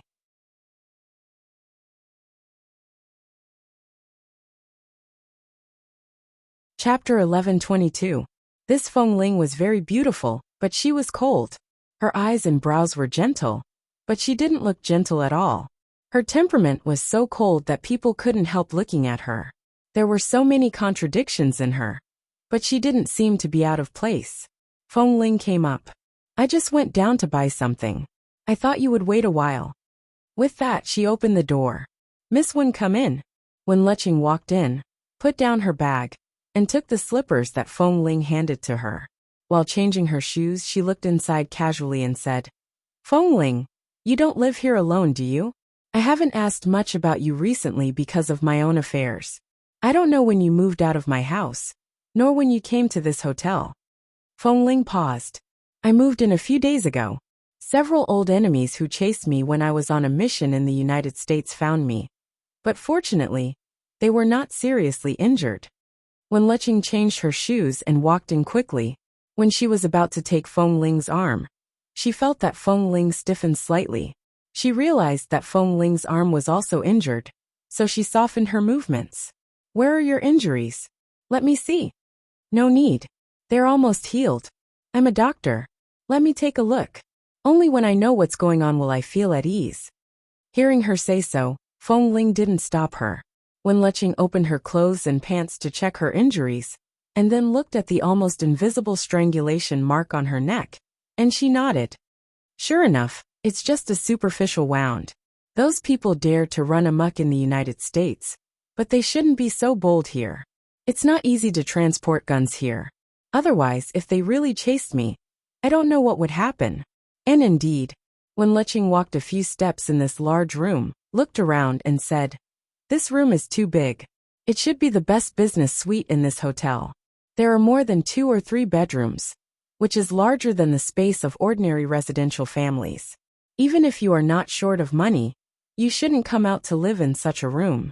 And I think, she glanced at a pair of gray men's shoes at the door. Here, there should be another man living with you, right? Feng Ling, I thought you knew. Wen Leching stopped and turned to look at her. What do I know? Does he know which man you are with? How would I know? I can't even take care of myself these past few days. I'm only staying here temporarily to recuperate from my injuries. Moreover, I'm currently being hunted by someone, so it's indeed more suitable for me to stay with him. Otherwise, it'll be easy to implicate others. Besides, there are so many bedrooms here. It's not a big deal if we all live in our own rooms. Who is that man? Do I know him? In fact, Wen Leching was not too surprised that Feng Ling had a man by her side to take care of her. After all, although Feng Ling's personality was a little cold, many men liked this kind of silent, aloof, and uncontrollable woman. For them, such a woman was more challenging. In the past, she had seen many male colleagues or friends around her who had been bleeding in pursuit of a high mountain flower, saying that they liked this kind of personality. Feng Ling's personality was very quiet, but especially outstanding. Not to mention men would like her. Even the same sex would not hate her. Li Nanheng. Wen Leching thought of many possibilities, but the only one she didn't expect was Li Nanheng, who was 1,000 miles away from Feng Ling, between you and Nanheng. She looked at Feng Ling and asked, "Is there any result between you and Nanheng? For so many years, we have been entangled with each other for a long time, and he has always been very concerned about you. As for the matter with the Feng family, he has never mentioned it in the past 3 years. At that time, it was just a piece of news in the media. There has never been any other woman by Nanheng's side. So in fact, we are also very suspicious about whether he was married at that time, and Nanheng has never explained it to us. I just don't know if he has explained it to you or not." Feng Ling turned to look at her. He really explained it to her more than once. Had there really never been any other woman by his side? If he was really married, it was impossible that no woman had ever appeared by his side. Not to mention that Nanheng usually came and went to the base. There were so many people, and there were so many people. If there was really a woman, the so-called Mrs. Li, it must have been seen by others. However, it seemed that it was really as Nanheng said. He didn't have any other woman. Feng Ling. Los Angeles is not a small place. If the news that was uploaded by the media was false, the Feng and Li families should have long refuted the rumors. Whether it is true or false, there is no need to pursue it. Why is there no need to pursue it? If Nanheng really hasn't married any other woman, it means that you have misunderstood him all these years. It means that the two of you have been delayed for 3 whole years. Now that the truth is out, shouldn't you rush back into his arms and live a loving life with him? Look, there is a little problem with you, and Nanheng has been watching over you. Where can you find such a man? Don't make it so complicated. This time, I only have a superficial wound. He doesn't want me to be alone outside, so he asked me to stay here. It's not what you think." Wen Leching looked at her, as though she was looking at a melon. "Can you tell me, have you ever been serious about Nanheng?" Feng Ling was silent for a while and did not answer. It was not until Wen Leching came over and stared directly into her eyes, as though trying to see through her, that Feng Ling answered in a low voice, "Yes." Wen Leching instantly smiled. Recently, because of her brother, she had not smiled like this, but now she was in a good mood and said with a smile, "That's easy. In fact, he and I are too familiar with each other in the base. Perhaps at that time, because I was the only woman in the base, he had no other place to express his feelings, so he just made do with me." Wen Leching. It was said that men's EQ was not as high as women's, and the words blockhead were often used to describe men. But now these 4 words were really appropriate to describe Feng Ling. Make do with me? Do you want to say that you just made do with me? Maybe. Wen Leching's eyelids twitched, and her eyes inadvertently swept at the person who suddenly pushed the door open.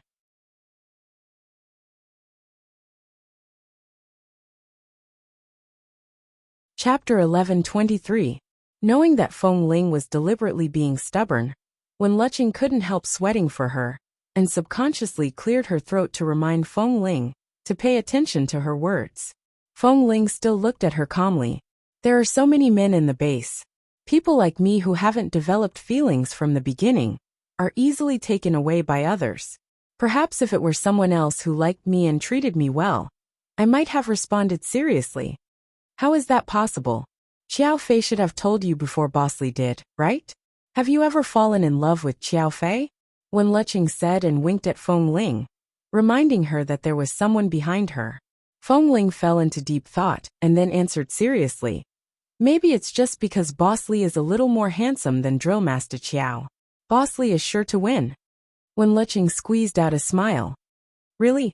I think Qiao Fei is also very handsome.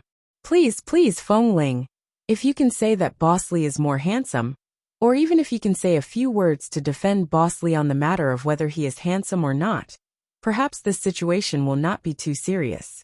Don't be stubborn and court death." However, Feng Ling leaned against the coffee table and held her chin seriously with one hand.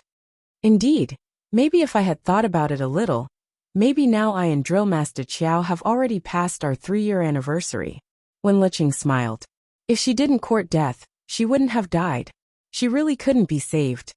Speaking of which, in addition to Boss Li's handsome appearance and high status, he is nothing more than a devil who has bullied me in the base for many years. What on earth made me fall in love with him? Come to think of it, the last thing I should have done was... Wen Liqing suddenly stared at the direction behind Feng Ling, and suddenly raised her voice. Nan Heng. Before Feng Ling finished speaking, she was about to say the second half of the sentence when her voice suddenly froze. She turned around and looked back. The man in a black shirt was standing quietly, unhurriedly rolling up the cuffs of his shirt. At the same time, he gave Wen Liqing a faint smile and greeted her in a normal tone. Isn't your brother also in City C? Why does he have time to come here? As he spoke, the man approached with his strong and slender legs, but his eyes did not look at Feng Ling.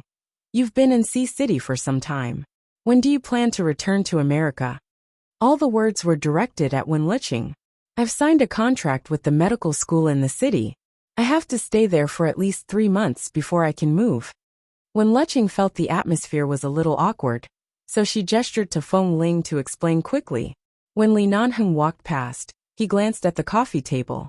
He seemed to be smiling politely, but his voice was indifferent. Miss Wen, what would you like to drink? I see that your complexion is very ordinary.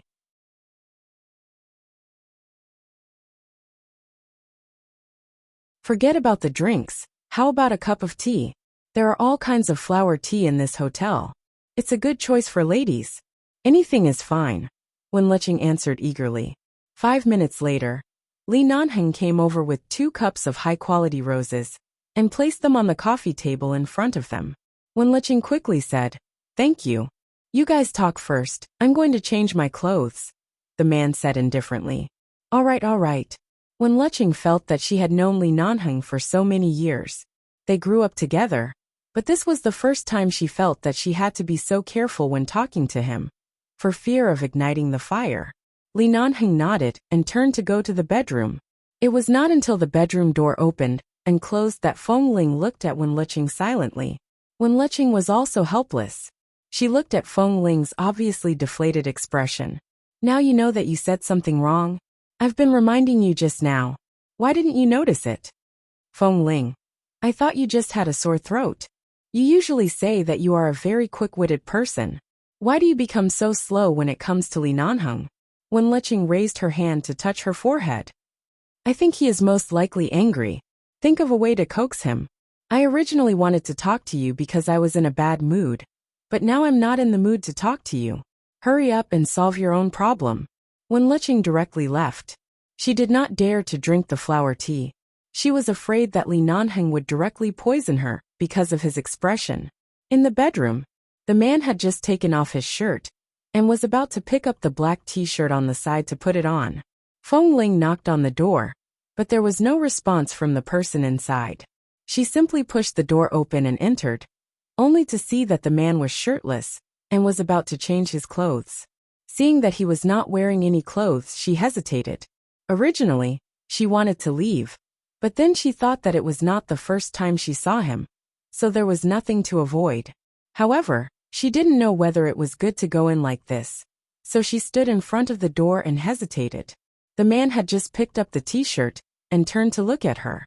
What's the matter? Feng Ling pushed the door open and walked in. She tried her best to shift her gaze away from the man's perfect figure. She stared at his lowered profile and asked, Are you angry? Why am I angry? Feng Ling approached a little and asked tentatively, Did you hear what I said to Miss Wen just now? Her mood instantly sank a little. I didn't mean that. Li Nanheng spread out the t-shirt in his hand, put it on his head, and very quickly put on his clothes. At the same time, he turned to look at her indifferently. What do you mean? What I said just now, I just said it casually, but what I thought in my heart is not what I expressed with my mouth. He nodded. So what you're saying is that the only good thing about me is that my appearance is also fake, and I have nothing good about me? And, no, are you really angry? The man raised his eyebrows indifferently and glanced at her indifferently. He seemed to find her question very funny. You're right. There are so many people in the base, but only 2 people found out your gender. Perhaps as early as before me. If more people found out and more people pursued you, I would have nothing to do with it. This is the truth, and there is nothing to be angry about. She was a little confused because of his words. She seemed to understand, but also seemed to not understand. She felt as if he was mocking her for not treating him as the most special one at all. Instead, she said that she was being serious, but she was just being passive. Everything that happened between the 2 of them was just a perfunctory brushing over. She wasn't really low in EQ. She looked at him and said awkwardly, "Don't be angry. I really didn't mean it that way." The man said unhurriedly, "I was the one who asked for it. I delayed your and Xiao Fei's 3rd anniversary. You're tuning in to the Li Mei's Wuxia Whispers YouTube channel. We're so grateful for your support. And don't forget to subscribe to join us on this incredible journey through captivating stories. Your generosity through donations truly makes a world of difference, as it's the primary source of revenue that allows me to expand and enhance this channel for you. Thank you from the bottom of my heart for being a part of this adventure.